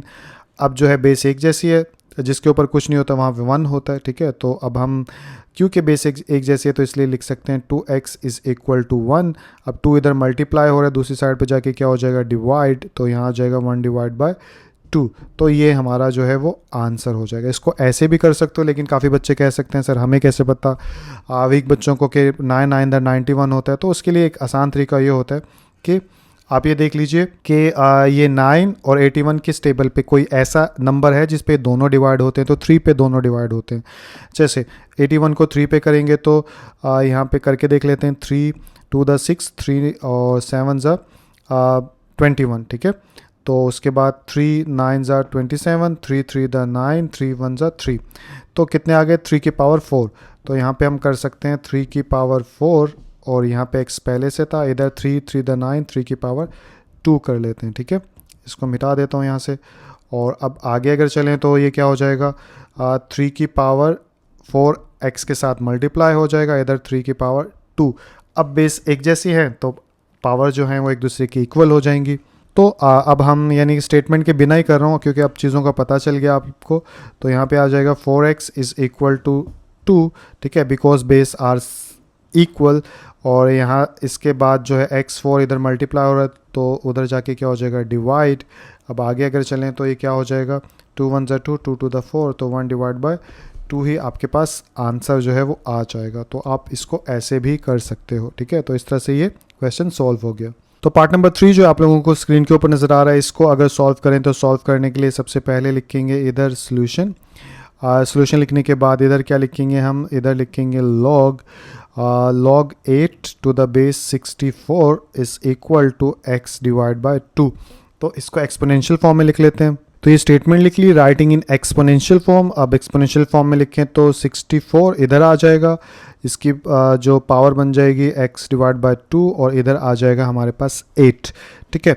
अब इसको भी वैसे ही कर सकते हैं जैसे मुझे तो पता है 64 यानी 8 को 2 टाइम्स मल्टीप्लाई करेंगे तो 64 आ जाएगा। तो लेकिन अगर आप लोगों को ये चीज़ें नहीं पता चलती तो वही चीज़ ऐसा नंबर ढूंढे जो 64 को भी डिवाइड कर दे और 8 को भी कर दे। तो 2 भी कर सकता है और 2 पे ही कर लेते हैं, ठीक है। चलो आसान है, वीक बच्चों को आसानी हो जाएगी। 64 को 2 3 द 6, 2 2 द 4, 2 1 ज़ा 2, 2 6 ज़ा 12, 2 8 द 16, 2 4 ज़ा 8, ठीक है। और 2 2 द 4, 2 2 द 4 एंड 2 1 ज़ा 2। तो 1 2 3 4 5 6, 2 की पावर 6 रखेंगे तो 64 आ जाएगा। तो यहाँ पे हम रख लेते हैं 2 की पावर 6, और बाहर हमारे पास x डिवाइड बाई 2 पहले से मौजूद है।